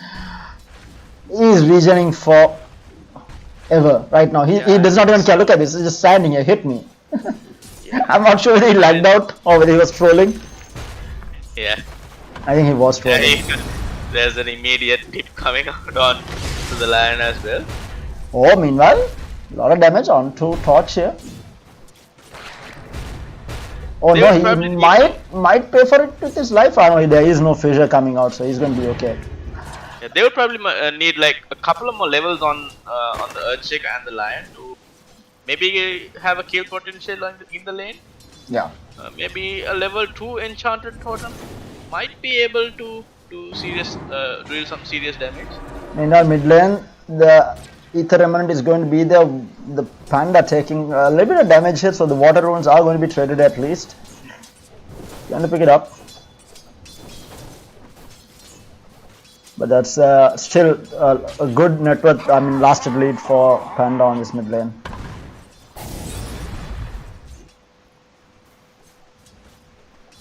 Fairly uneventful laning stage right now. Oh, that sentry from the mid lane not catching out the mid ward. Unfortunate. Poor defense. Very unfortunate. I feel like this ward should have been placed in the middle. The sentry ward. It's way too much to the right side. Yeah, since OD walked down to that to the rune, they might have thought that maybe he has a ward to use that. But I've seen a lot of mid laners these days. You know, trying to get a 3-minute rune, they do stack a small camp. So that is extra farm for them once they reach probably a certain amount of level that where they can take it.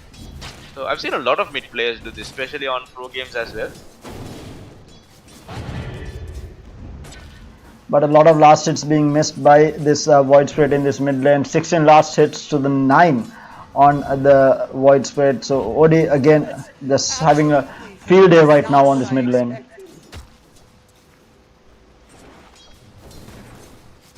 They are trying to go on to this Snapfire right now. Snapfire using the cookie. Void, not the target you want to be going on. He does have another time walk up and an immediate tip here from the Void onto the Ursa. They need to time this properly if they are to make this work. Yeah, it's about the team coordination, right? If you can have a good team coordination between the players, I mean at least between the players, the first 5 and the safe lane, or that top lane. Act is getting very low. This Earthshaker has decided not to go for. Okay, now he picks up the Fissure, and the Lion just having gone for that level 2 mana drain is just doing so much of damage. And meanwhile, in the mid lane, we might see a kill here. One more right click. Oh, the Dissimulate going to be used to back off again. Panda showing his prowess in this mid lane. 21 last hit to the 12 on the Void Spirit.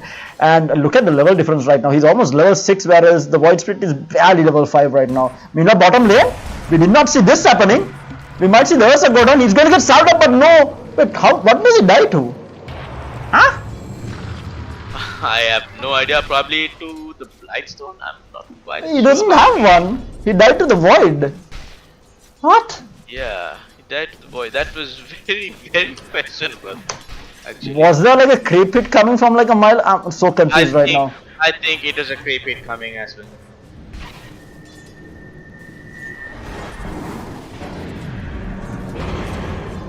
Mid lane again, we are seeing the Void Spirit just being pressured so hard by this OD. OD getting a lot of farm. He is looking to go for that early Meteor Hammer right now. Naked Meteor Hammer. He is gonna be online at 6 minutes into the game. Or maybe at 7 minutes into the game. He could just, you know, with this level advantage, he could just run at them right now. As soon as he picks up his he is actually running down the Void Spirit. Yeah, picks up that haste rune, denying it from the Void Spirit's bottle. That's very important. Another thing that they need to worry about is keeping rune control. If you have a Void Spirit mid, is very important, and that's up to the supports to make that happen. So every time the rune is about to spawn, you would like to see your Lion moving forward to try and secure that rune for the Void Spirit, which is going to give him a much easier laning stage, especially against a hero like OD that does so much of damage. I mean, as the silence comes up, but the slow is not going to land. The Ursa was a little bit slow on that Earth Shock, and the Void will not get slowed. And he did manage to get the time walk off before the Phantom's Embrace came online. And that's not the kill that you want to look for. You want to look for that kill onto the Snapfire. I mean, Void can always use the time walk and get away. Yeah. Oh wow, this is so bad. Oh, meanwhile, wait, what? Oh, they did get that kill bottom lane. I'm really sorry that I missed it. They might actually get this kill as well. He does pop that magic wand, or rather stick. And ooh, the stroke of it just not landing. But very good kill for them. Meanwhile, OD TPing in. He doesn't. Oh, this might actually be a wasted TP here. If they stay around, they cannot stay around here. They need to back off immediately. Morpheus running for his life. They shouldn't give anything to this OD with this TP. And we see the Ursa just hightailing himself out of there. He wants to run all the way to base by the looks of it. He's running away back into the jungle. But the OD is still on the hunt. With that meteor hammer, trying to make something happen. And this is going to allow a little bit of space. Much needed space for this Void Spirit.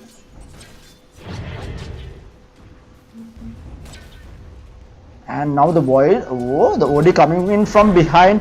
The meteor hammer combination is going to come online. It's a little bit off point, and he's going to be able to disseminate it out. He almost got it. Almost got it. This time. And another rune being taken away from this Void Spirit. He is not happy right now. Oh, another astral imprison, but the meteor hammer is not going to be off cooldown. He's going to jump in. Might not be the play here. The Ether Remnant is going to miss, and it's going to be onto the illusion. Probably not the play. You don't want to be expending your mana because this is a very mana heavy hero, right? You want your every spell usage to mean something. And another meteor hammer combination coming online, and it's not going to land. He mistimes it yet again. He jumps in onto the OD again. He needs to be careful though. OD does have that ultimate ready. In the meantime, we do have a kill falling on that top lane. There might be another one happening on the top lane. The shockwave misses completely onto the lion. Checker did use the Echo Slam to get the kill on the Ogre Magi. So there were a lot of creeps as well. I mean, this game so far looks one-sided with the OD's playstyle. Yeah. I mean, if OD, I mean, he did miss the gank on the bot lane on the Ursa, but I mean, if he can come online, like he is already online, if he can make sure to, I mean, get a couple of kills, maybe on the Ursa, maybe on at least even a support on side lanes, I think it's gonna be Spirit has to play on terms of easy win again this time around. But the good part of this is this time again, Ursa is ahead in net worth here. I mean, ahead in losses at least, keeping on par with what? How is this possible? Last hits wise, the Ursa is even with the OD, but net worth he is behind by around 500. Wait, he did die once, right? Yeah. Ursa did go down once. Okay. That makes sense now. Ursa did go down to that very questionable kill going against the Void there. So it had to be a creep hit, right? It had to be a creep hit. Yeah, it had to be a creep hit. Yeah, coming out from the trees. But I mean, Void does have Chrono right now, so they might be able to do something to the Ursa, but I don't think so. Ursa just running, and he is already using his overpower as well. So 3 attacks does a lot of damage to the Void actually. Yeah. Let's have the time walk. However, it's quite possible, and just have 2 levels on the time lock as well. They might be able to get, probably I'd say, like, forget about the Ursa and maybe go on to the Grimstroke. So that's, I think, a secured kill for the Void and the Snapfire combo in bot lane. Yeah, that is true. But the thing here is, I feel like until this Snapfire hits level 6, for them to kill inside Chrono, they need the OD to be present in the fight, right? Because you're not killing the Ursa, he has Enrage as well, so you're definitely not killing the Ursa inside Chrono unless Snapfire has ultimate or the OD is somewhere around. Without that, I feel like that's a tough place to use the Chrono, and that's another problem that Team EasyWin has. They don't have a lot into the Chrono until these heroes reach their levels, especially the Snapfire. Yes, you have the OD who is pretty farm, but unless the OD rotates in with every Chrono, or the Void decides to go to the lane that OD is in, they are not going to be able to get a kill with this Chrono. But having said that, later on in the game, it's completely different because you will have the Snapfire with his ultimate, the OD is going to be dishing out quite a bit of damage. The question is going to be how Void Spirit is going to recover. Right now, he does not even have a boot picked up. He's sitting at a bottle, a null, and a magic wand, and that's about it. And he's having trouble in this lane. Aside, Earth Spirit does have 2,200 gold, so he might be able to get that early blink pick off. But even if he gets the early blink pick off, blink across plan, but then it's on cooldown for 2 minutes. Yeah. So like 1.5 minutes, like 150 seconds. So will they be able to do anything? Will they be able to control the team first? Will they be able to win this? But yeah, for sure he'll be able to disrupt this OD with the meteor, have a combo with the Fisher and everything. But will that be enough for them to, in order to win the team fight? Yeah, that is going to be the question. Wait, where is Earthshaker's money? Okay, now it shows up. It showed only 200 gold on the Earthshaker until he reconnected into the game, I think. I was wondering what happened to his money, and he will be picking up the Blink Dagger. Yes, he does pick it up. And Void Spirit is going to go back into this mid lane. I would have liked to see him maybe try and go top lane, try and get a kill here. Make something happen for himself. I feel like when you have a top lane on the Void Spirit, you're able to just move around the map and get some kills. And again, he's just continuously getting astraled in this mid lane. Oh, the high ground miss. Yeah, and this stealing 121 max mana is very questionable. They are looking for a gank bottom though. Earthshaker is here. Going to jump in. The stun is going to be there. The follow-up stun as well. And the burst onto the misery here will take him out. Radiant Rune on the bottom lane, but no, that's another rune being denied to this Void Spirit. He is not a happy man right now. And that OD had no mana and he picks up a Regen Rune. How lucky do you need to be? Yeah, clearing out stacks as well. This is a happy OD. A very happy OD. I mean, a very rich OD as well. Net worth wise, 4,200. I mean, Magnus is doing a very decent. Magnus is having a very decent time on the top lane as well. Not much aggression coming out from the Earthshaker. Yeah, Earthshaker decides to move bottom lane. They did get a pick off on a course, so that's what they're looking for. But having said that, this allow the Magnus just free farm on that top lane. And he's getting closer and closer to his. What is he going for? A Shadow Blade? Yeah. Yeah, he's going for this Shadow Blade Silver Edge build. I think she's good. Probably against the Ursa. Probably against the actually. Earthshaker. Earthshaker does have Blink Echo Slam of cooldown. They might be able to do something here. They're going to go in with the Echo Slam onto two heroes. They will take out the Void, but does not have mana for the Fissure there. If he had mana for the Fissure, would have been able to get that Snapfire as well. But a lovely block here. What a Fissure! What a Fissure from that Earthshaker. Blocking the Snapfire in, and they are able to find two. And this is what needs to happen. They're dictating the pace of the game, but meanwhile in the mid lane, the Void Spirit needs to astral step away. Oh, okay, probably not worth using both astral steps, but nevertheless, they're now looking to go on him. The Earthshaker coming into the fight as well. The Ether Remnant not going to latch again. No. Maybe, just maybe, if that Ether Remnant landed. I like what Spirit are doing, but they are giving a lot of space for the Madness.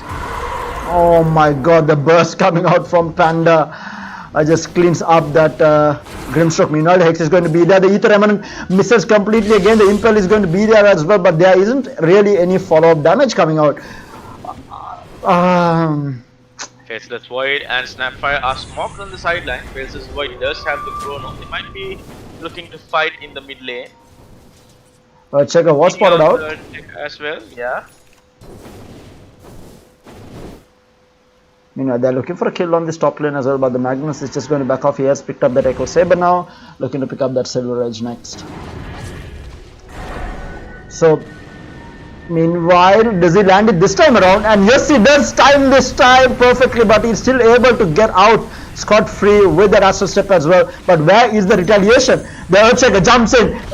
But where is the mana for? He does not have the mana. He gets stunned up as well. No Fissure coming up, but now the Soulbind Grid is going to come there from the Grimstroke. They will clean up the kill onto the OD, looking for more here. The Earthshaker will play with his life. But yet again, this Void Spirit is not involved in this fight. This Void Spirit is suffering so much. He's sitting at 2,800 net worth at 13 minutes into the game. He just picked up his brown boots. fight. I mean, Lion Nearly perfect. land a very good Earth Spike, a two-man Earth Spike there, Yeah. along with the Grimstroke. I mean, right now Spirit are doing what they're supposed to. They need to force these fights. They need to make Easy Win use their spells, and Easy Win has to rotate and help out the OD. I mean, with the Earthshaker, they have the right idea on what they have to do, and Earthshaker is playing very well as well with his positionings and the rotations as well. But all the while, all the while, they have totally forgotten about the safe lane Magnus. Magnus is having the time of his life. I think he's already almost has the Blitz Knuckles. I mean, around what 2,000 gold away. Sorry, 1,000 gold away from the Shadow Blade. I mean, yeah, you do manage to kill the OD. You do manage to kill the Faceless Void. You do manage to kill all the 4 of Easy Win, but Magnus will come out.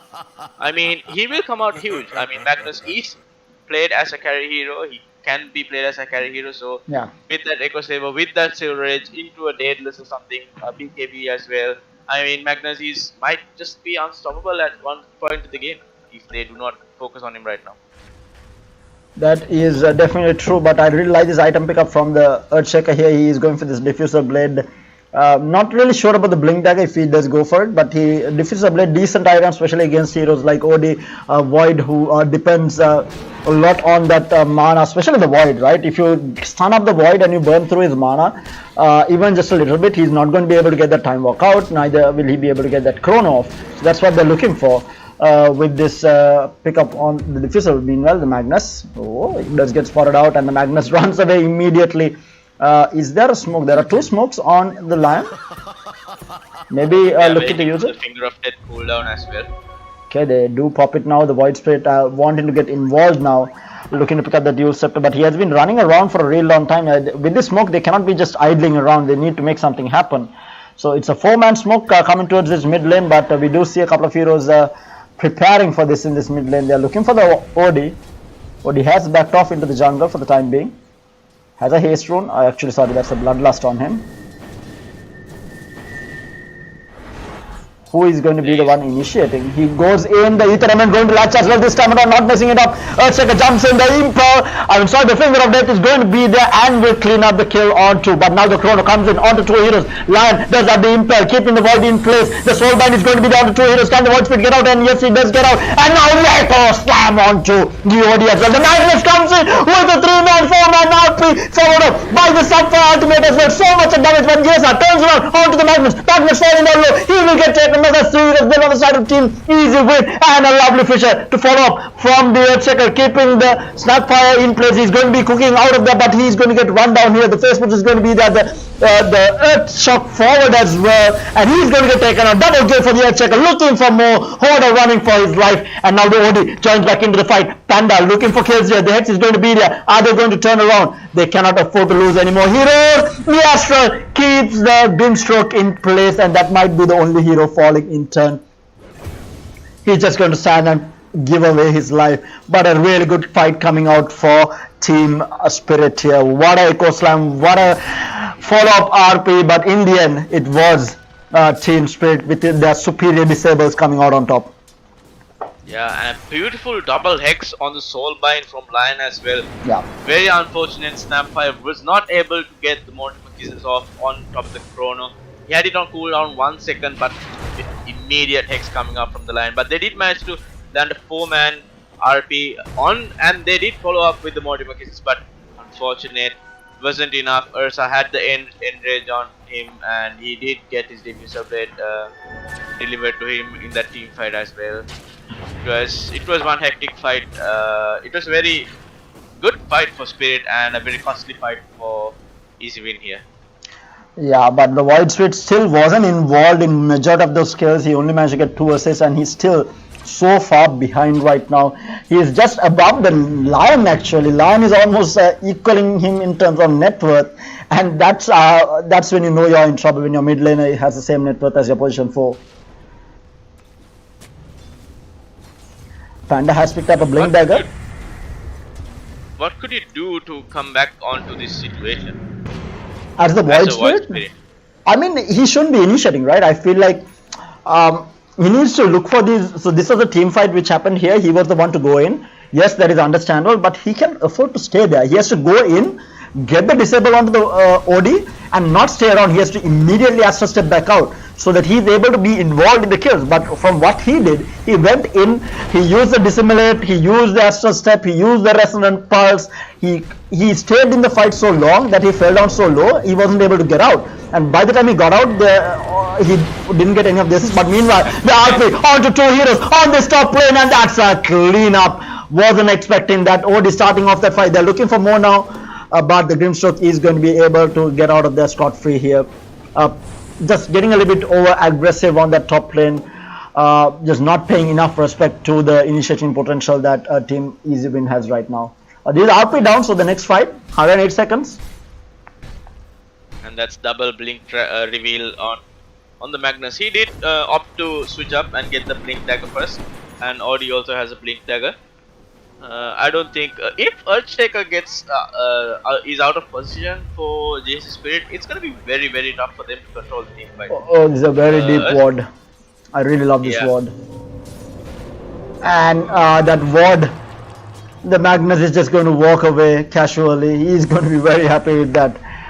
That just ward making it work for them. Meanwhile, the Earthshaker is going to be chasing after the Snapfire. Snapfire is going to be cooking himself into the Roshan pit. Meanwhile, on the back line, we do have the Void being taken out, but the Ursa is in trouble. He's going to be able to engrave the soul, but he's going to be the Echo Slam onto 2 heroes. That is going to be followed up by the Snapfire, but he's going to get stunned up. Meanwhile, the Earthshaker is in trouble. He's going to be able to stun up the Magnus for the time being, but the Shockwave is going to clean up. Meanwhile, the Ursa will get taken out as well. Void Spirit trying to make things happen, but the ult coming out from the OD will clean him up. Lance surviving on a blade of HP. That's a 4 to 3 hero trade out. And now the Grimstroke is going to get chased up as well. He's going to get silenced, but the Magnus still has a blink, ready to go. He's going to use the Inkshell on himself, and the Magnus still wants to go in. He's still trying to run away. The Snapfire cookie is going to be there as well. The rundown is going to be successful, and it's going to be the Snapfire stealing the kill from the Magnus there. That's a full team wipe on the side of Team Spirit there. Yeah, that was... I mean, the Void did go down, but I mean, right now Void's role probably in this game is like, okay, you are just an off-laner, just try to chrono. If you get a good 3 or 4 man chrono, yeah, it's good. But I mean, all the free time onto the Magnus is paying off. Finally, he has his Shadow Blade completed. Okay, he is dishing out the damage that he has to dish out in the team fights. They need to realize that there is a ward here by now, because the Magnus dodged the gank right now here on this camp here, and he dodged the gank while he was farming in this lane, because he was able to see the Earthshaker and this time around the Void Spirit jumping in. So they need to realize that there is a ward here. But meanwhile, we do see Team EasyWin on the hunt. Might find the Ursa. No, he runs away. No, this is the exact move they did last game as well. You know, they're just running into the jungle trying to find someone. They're just searching for right now. Double damage rune on the Magnus as well. Yes, RP as well. They need to be careful. Earthshaker might be the target. He has a 2-man RP, and yes, he did get it onto both heroes, and the scroll back as well. That is destructive. Ursa trying to run away, going to get Astraled up. The Astral Step is going to be there. The Soul Bind is not going to be good enough. That's 2 heroes dead, and those were the 2 heroes that are farmed, and they're looking for more. OD has another blink in, another few seconds. He's going to be running after the line. He will clean him up. In the meantime, Grimstroke is going to get taken out here. Not going to be able to do anything at all, and they lose 4 heroes yet again. The timing for Torch, they are being absolutely perfect there. Getting the 2 heroes that he needed, just cleaning things up.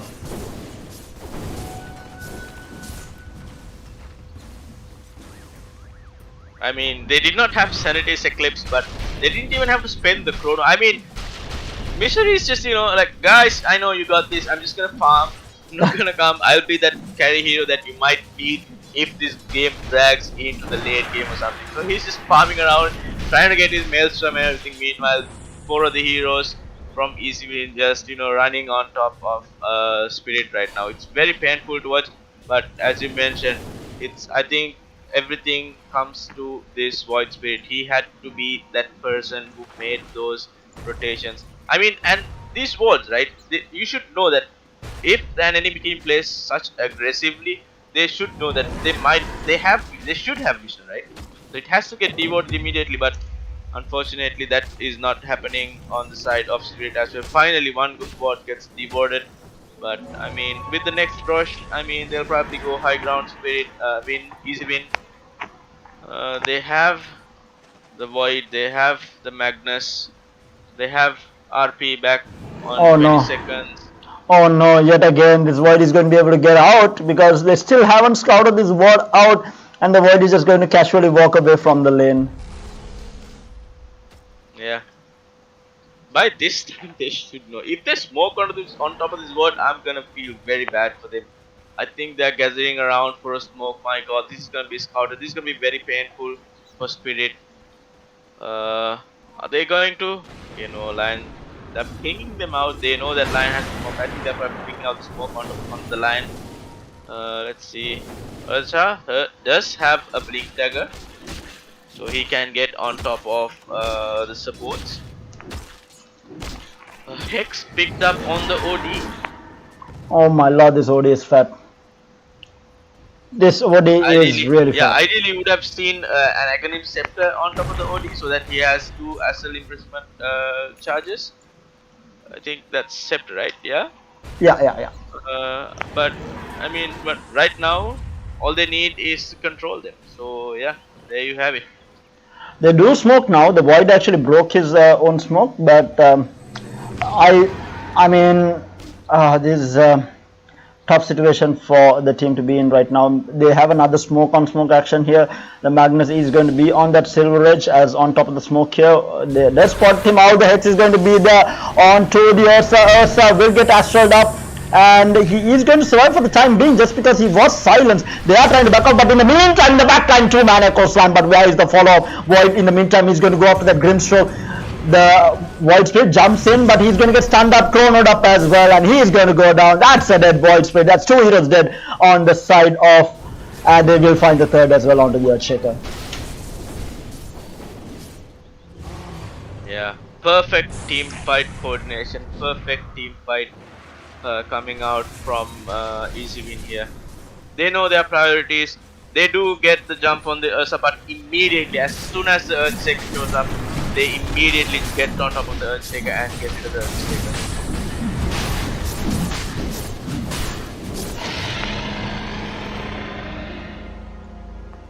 The double damage rune on the bot lane as well. Absolutely perfect. I mean, right now there is nothing much GSS Spirit could do. 8% win probability on the Dota Plus charts. Oh no, this Ursa is going to get run down here. The Astral is going to be there, and now everyone is clumping on them. The Grimstroke is going to TP here, but he is going to use his Enrage, but he is going to get pulled back up. And meanwhile, in the backline, everyone who TPs into this is going to die. Again, the decision from this Ursa to go in for the Blink Dagger, I think it was a horrible choice. Because you have the initiation, right? You're looking at the Earthshaker initiate, you have the Lion, you have Grimstroke, you have Void Spirit, probably one of the best initiations to be able to just get in and get out multiple times. And you don't want your Ursa to be going in for a Blink Dagger. I mean, I would have preferred to see maybe an early BKB into a Asher. Definitely not a Blink Dagger on the Ursa.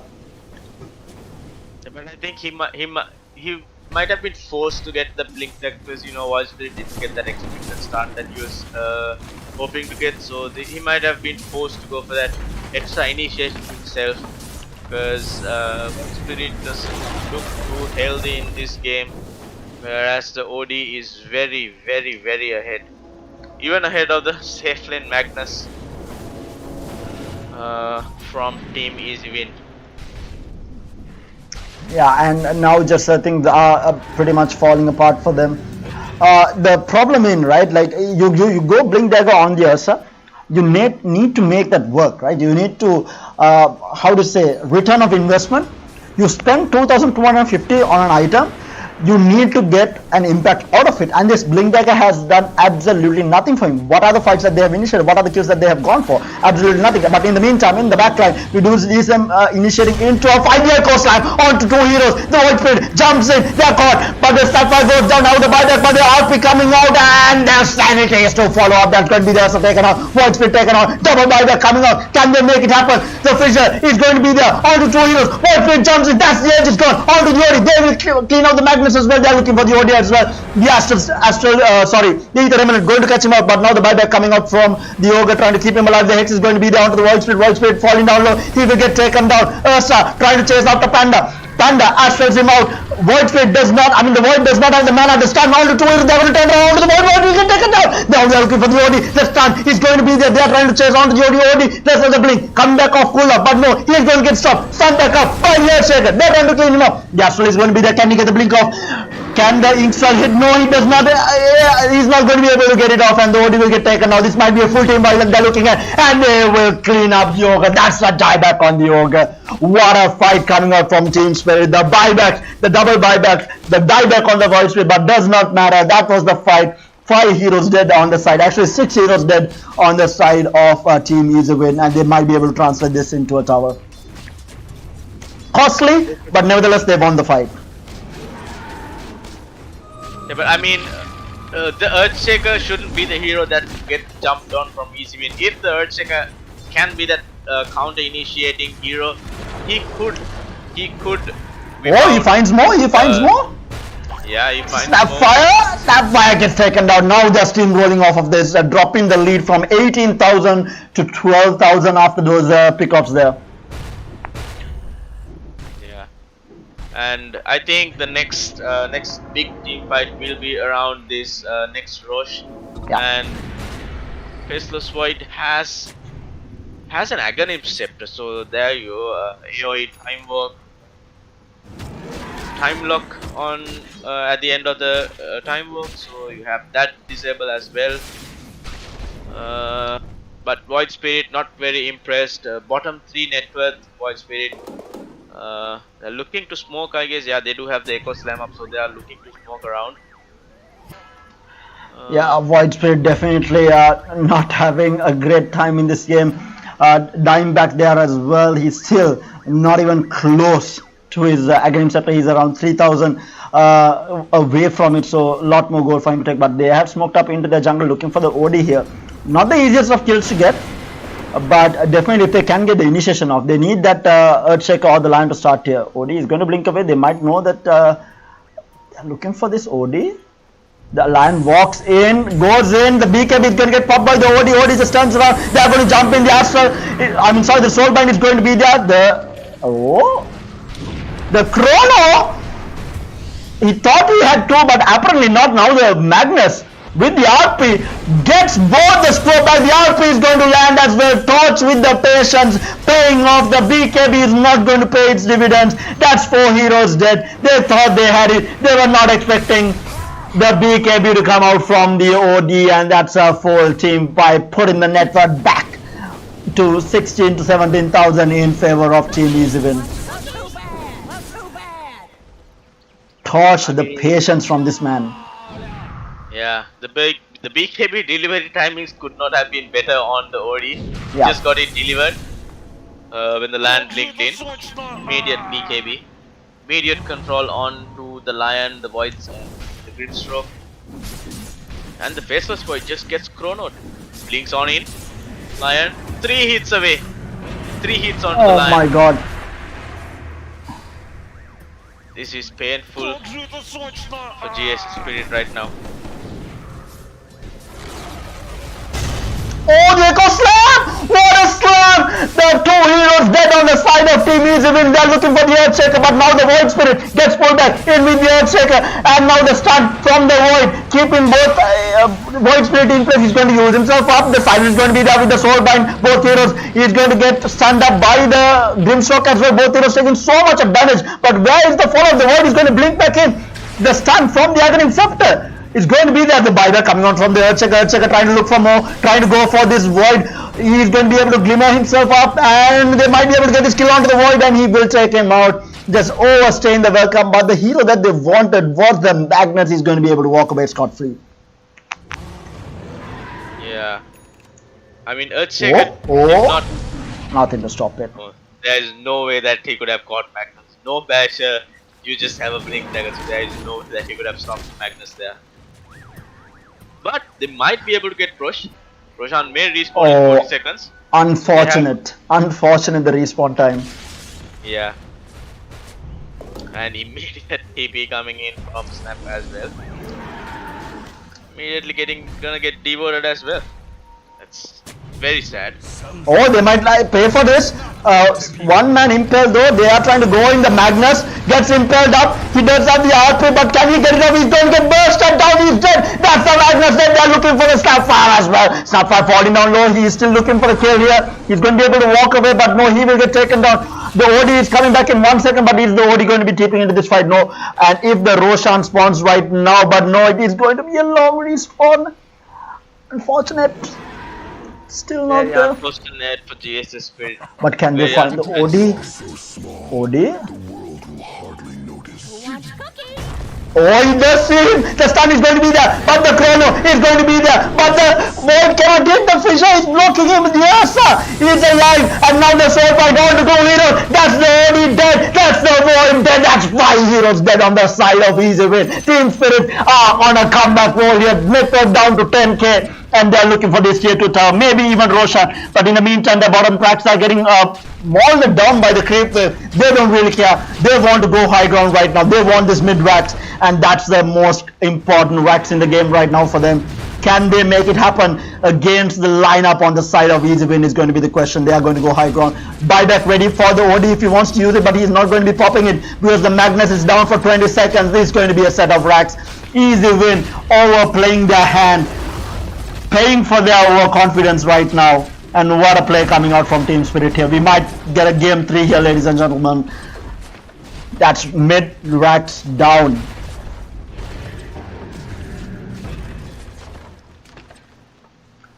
It's all going down, and Roche has spawned. Can they do it fast enough is going to be the question. I mean, they could probably with the DD and an Ursa. They could get Rosh very easily, so that's hard on the Ursa as well. No. Go in and check. No, they don't check the Roche. They want to smoke back in. If they can find the Magnus here. They see the Magnus. Is there a dust? They do have dust as well. But the Magnus blinks out. They might have just wasted a really good opportunity here.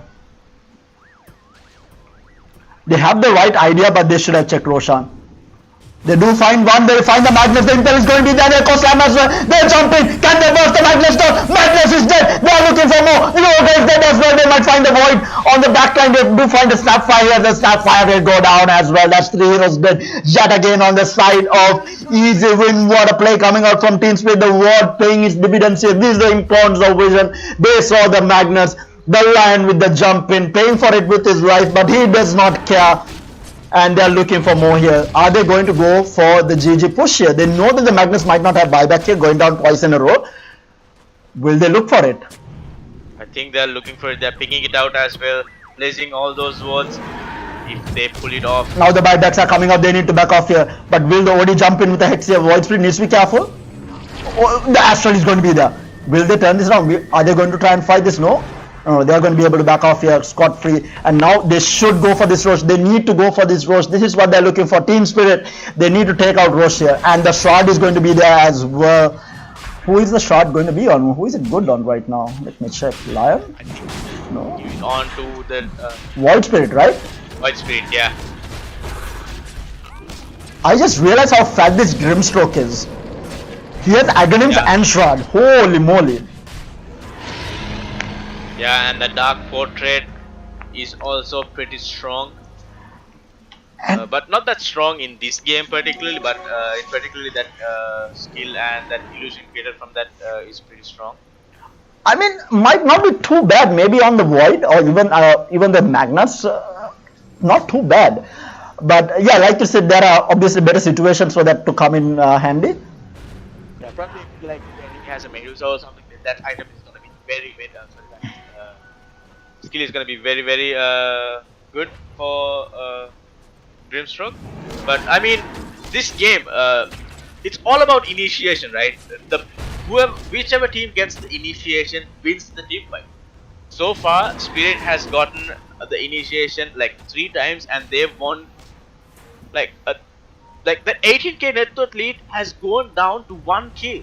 Yeah, I'm just showing the net worth chart right now. Look at this drop. If you all have seen this, look at this drop. And right now we might see another engagement here. The Ursa moving forward. The Magnus does spot him out. Ursa needs to be careful. He does have the edges though. Oh, the jump in though on the back line. The 2-minute coastline. The order is dead. 100 seconds. The chrono on to 4 heroes. But where is the damage? There is no damage coming out. And the RP is going to fall up on to 2 heroes. The buyback is going to be there from the line. Is it going to be enough? Ursa turns around. Enrage is going to be used. Where is the dust? Magnus turns around. Trying to take this out. Ursa will pop the edges, but they're going after the Magnus. Magnus gets impelled up though.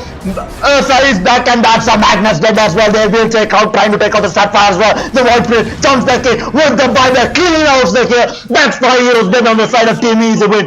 What a fight coming out from Team Spirit yet again. Buybacks expended, but that was just on the line, and the Void Spirit, they don't really care about it at this point. They are just hell-bent on finishing this game. Again, mid-tier foes being pinged out. I don't really think they need to force this. They can actually go for this tier 3 wax shop, or even try and take this tier 2. They don't really need to force it, but they're looking to go for the GG push. And Ogre Magi does not have buyback because he bought back earlier. I mean, this Earthshaker play. Earthshaker plays actually. The plays that he made so far has been the team fight winning plays for Spirit. I mean, finding those vicious stuns on top of OD, finding that amazing Echo Slam on the bottom racks of Spirit. I mean, if this Earthshaker keeps playing like this, they might be able to take over a game for themselves and force Easy Win to a game 3. Mind you, they have taken the net worth lead for the first time in this game, and I like the thing is, like, this Earthshaker is on an arc of redemption right now. He messed up in that Magnus game considerably a lot, like throughout the entire game. I don't think he landed a single good RP, but he is making it up to the team in aces right now. His Echo Slams has been on point for the last few team fights. I mean, I thought I didn't even catch out the Echo Slam until I heard the sound, and when I looked at the screen, I saw Earthshaker having jumped on the OD. He's finding the target that he needs to go in, and every time he jumps on a hero, the teammates are following up. OD does not get his BKB out. If it's a Magnus, he does not get his BKB out. I mean, these guys are playing absolutely well right now. The team fight has been absolutely amazing coming out from Team Spirit right now. Yeah, there is no way for the OD to force the like to use BKB as well, because you know, with the Grimstroke, Soulbind and the Lion control, there is nothing that they can do. They scan out. This is gonna be the next thing. Oh, they're looking for more. They're looking for more. Can they find it? The Earthshaker jumps in. They find the Magnus. The Soulbind is going to be there. Their coastline on the toe hero. Catch the Magnus dead. Looking for more. OD is going to get bashed up. He's going to turn out. He is dead. That's loaded it. He has the buyback. The buybacks are coming out. Magnus buyback. He's looking for the RP. He gets it onto the Earthshaker. Earthshaker will go down. Now the Void jumps in with the Chrono Spear, but he is X up by the line, looking for more. The Snapfire is going to stand up to Jody, coming back in with the buyback, kills out 2 heroes. They lose the Void Speed. He does not have buyback. They are looking for more. Earthshaker, the Earths are running for his life. They are looking for this kill. He's going to get slowed up by the time dilation. This might have been the mistake that they were looking for. The stun is going to be there from the Earthshaker. Earthshaker cannot afford to die. He bought back into the game. He needs to run away. Ursa does have the buyback, and what a turnaround. They did have the buyback. They were saving it for that moment, the side of Team Easy Win, and now it's their time to put the pressure on. Yeah, only 2 heroes in the entire game has buyback, and that's Ursa and Grimstroke. They might have to spend it here so that they can defend this meanwhile Snapfire. No big ultis up for Easy Win, and there's a Fisher Block coming out from the Earthshaker as well. They're looking for these kills. They might OD goes in. If the Earthshaker dies here, this might be all over. Now the buyback comes out from the Grimstroke. Earthshaker falling down low. The Soulbind is going to be there, but the Waruna jumps in onto the OD falling down low. Waruna needs to be careful, but in the meantime, the Void is fighting up against his own illusion. He's going to be able to time walk out. The buyback might have saved them for the time being, but they lose a set of racks here, and they are trying to back off here. Can they chase it down? Might not be the right option to chase it down.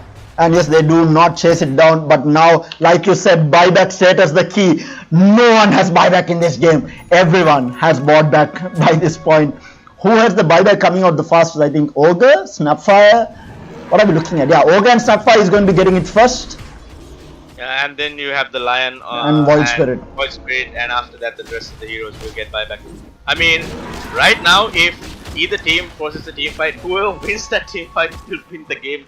I mean, that is it. I think I have a feeling that Spirit might want to smoke up when the Void Spirit up, because they have all their ultimates up, whereas the Magnus, I mean, Easy Win will also have all their ultimates up. They're grouping up. They might want to look into the smoke, but I mean, the key player right now here probably would have been the Grimstroke with these amazing soul binds coming out, followed up with the Lion Hexes and Earth Spikes, and you know the ultis coming out. But and Earthshake has also been playing very well for the side of Spirit.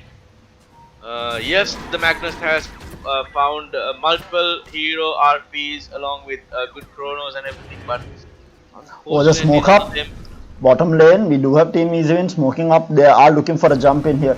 The team to initiate is going to be the name of the game right now. The first team to initiate might actually pull off this team fight. But if the Earthshaker can find that initiation, or even the Lion for that matter, someone from Team Spirit needs to initiate. That's going to be the name of the game. If they do not initiate, they just lose outright. Yeah, and again, these aggressive wards coming out from Easy Win, trying to scout out whoever is stepping out of the base for Spirit. If the Ursa shows up into the mid lane, no, he does manage to back off. Tier 4 items online now?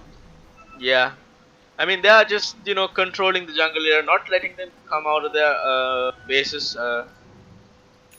Yeah, GSS Spirit does have Aghanim Scepter on the Ursa as well. Yeah, gem has been picked up on the Ogre on top of it. Again, just Team Easywin just now trying to control the map as much as possible. This is where experience comes into play. These wards that has been placed by the side of Team Easywin just stops them from getting smoke ground from that side of the map. But they are looking for this next Roshan. They do scout out the Roshan. Who will go for this? They are ready to take this fight. Flicker being picked up. Yeah, they have scanned as well, and they know that GSS Spirit is hanging around to that rush fight. They know something is up. Even Spirit is hanging around. They also know that Rosh might be up, but they're not quite sure if the Rosh is up or not. If they can get this backstab, if they can get this wraparound, this is the right choice coming out from Team Spirit. They are looking for the backstab here, but I think this ward was scouted out. The Ogre spots it out. He is going to try and deward this. The Fissure is going to block him up for the time being. The Earthshaker cannot afford to get caught.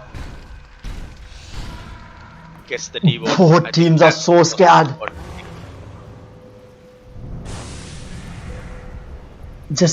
They are so afraid to start a fight right now. I mean, Team Spirit, this is not too bad for them. They haven't lost their melee wax yet. I mean, they'll immediately go for the rush, right? Ursa didn't show up in the bottom Oh lane. no, that's not what you want to see happening. Horrible. That's the last hero you want to be showing on the bottom lane.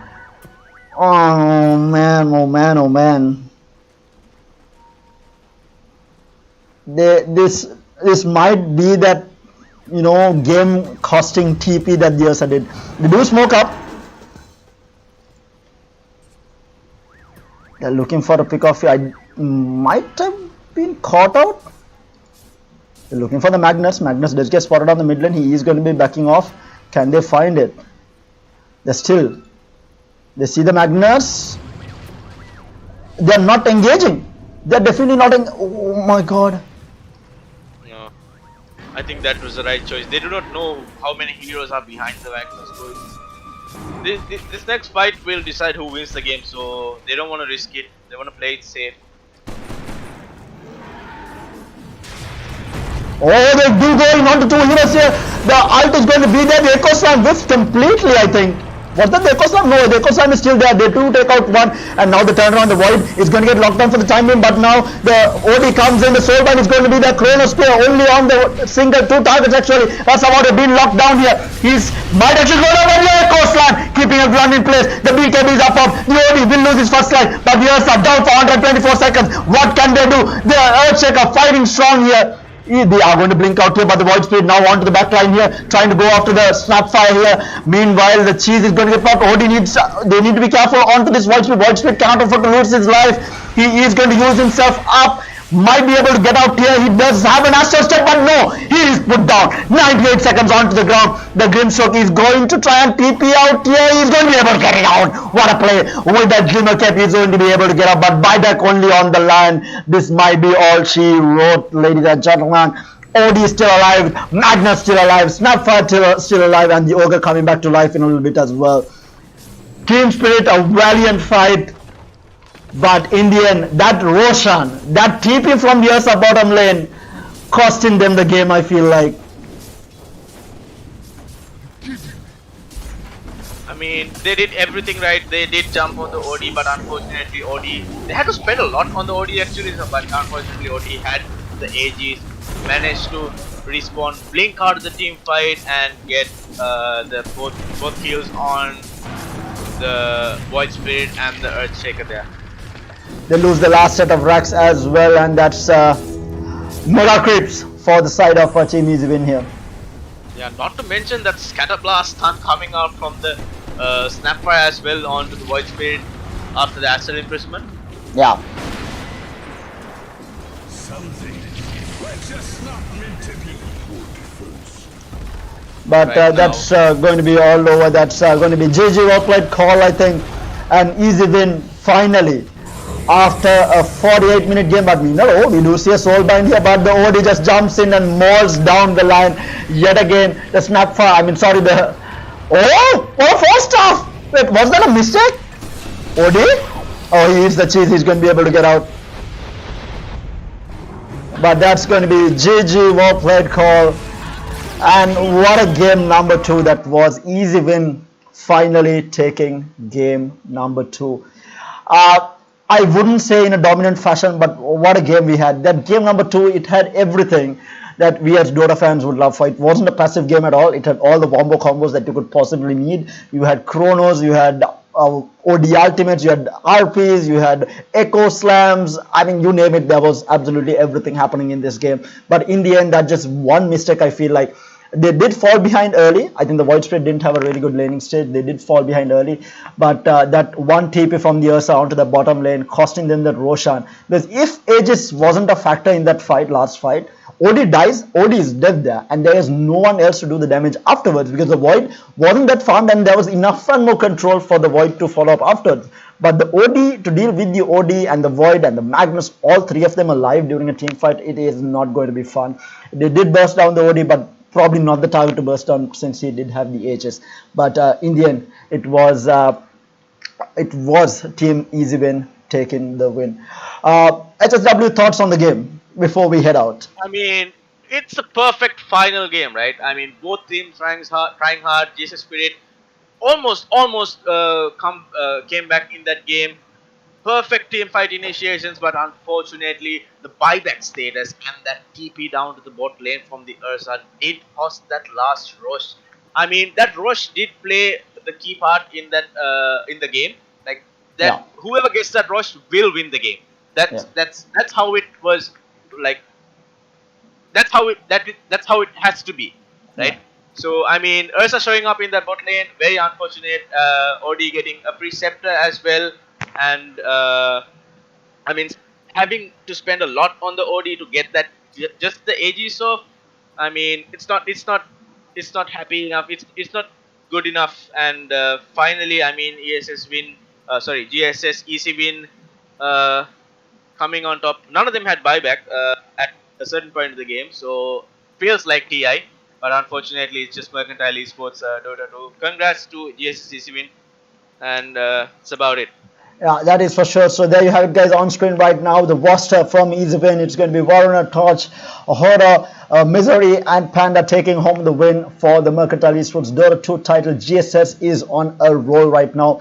I think they had second place in Mobile Legends. They just got first place and second place in Dota 2. They are on the right path to take away the entire title of being the best esports team in the mercantile sector. We'll have to wait and see as the days comes to a close. We do have more finals happening as the days goes on, so do stay tuned in with Gamer.LK to catch the action live of the Mercantile Esports Championship, powered by none other than Samsung and energized by Red Bull. And a reminder, guys, if you're in the market for a new phone, do check out the Samsung S21 series, probably the best mobile out there right now. Whether you want the bigger version, if you want everything going to the extra, you can go for that S21 Ultra, which has the best camera, the best processor, you name it, the best of everything that the mobile market has to offer right now. Or you can go for their base version of the S21. You still won't be disappointed with the best display out there and some of the best performance as well on this S21. And especially if you are a mobile gamer, if you are into games like PUBG Mobile, Mobile Legends, you would want these high performing mobile phones to back you up, and S21, you will not go wrong with it. And of course, Red Bull being with Gamer.LK, I don't know, forever right now, energizing Gamer.LK event. So hats off to them for joining us for the Mercantile Esports Championship as well. But until we do see y'all again with another exciting finals in the coming days, it's going to be me, Terra, and HSW signing off. Hope you guys have a lovely night and a great week ahead, because tomorrow is Monday. But until then, see you guys.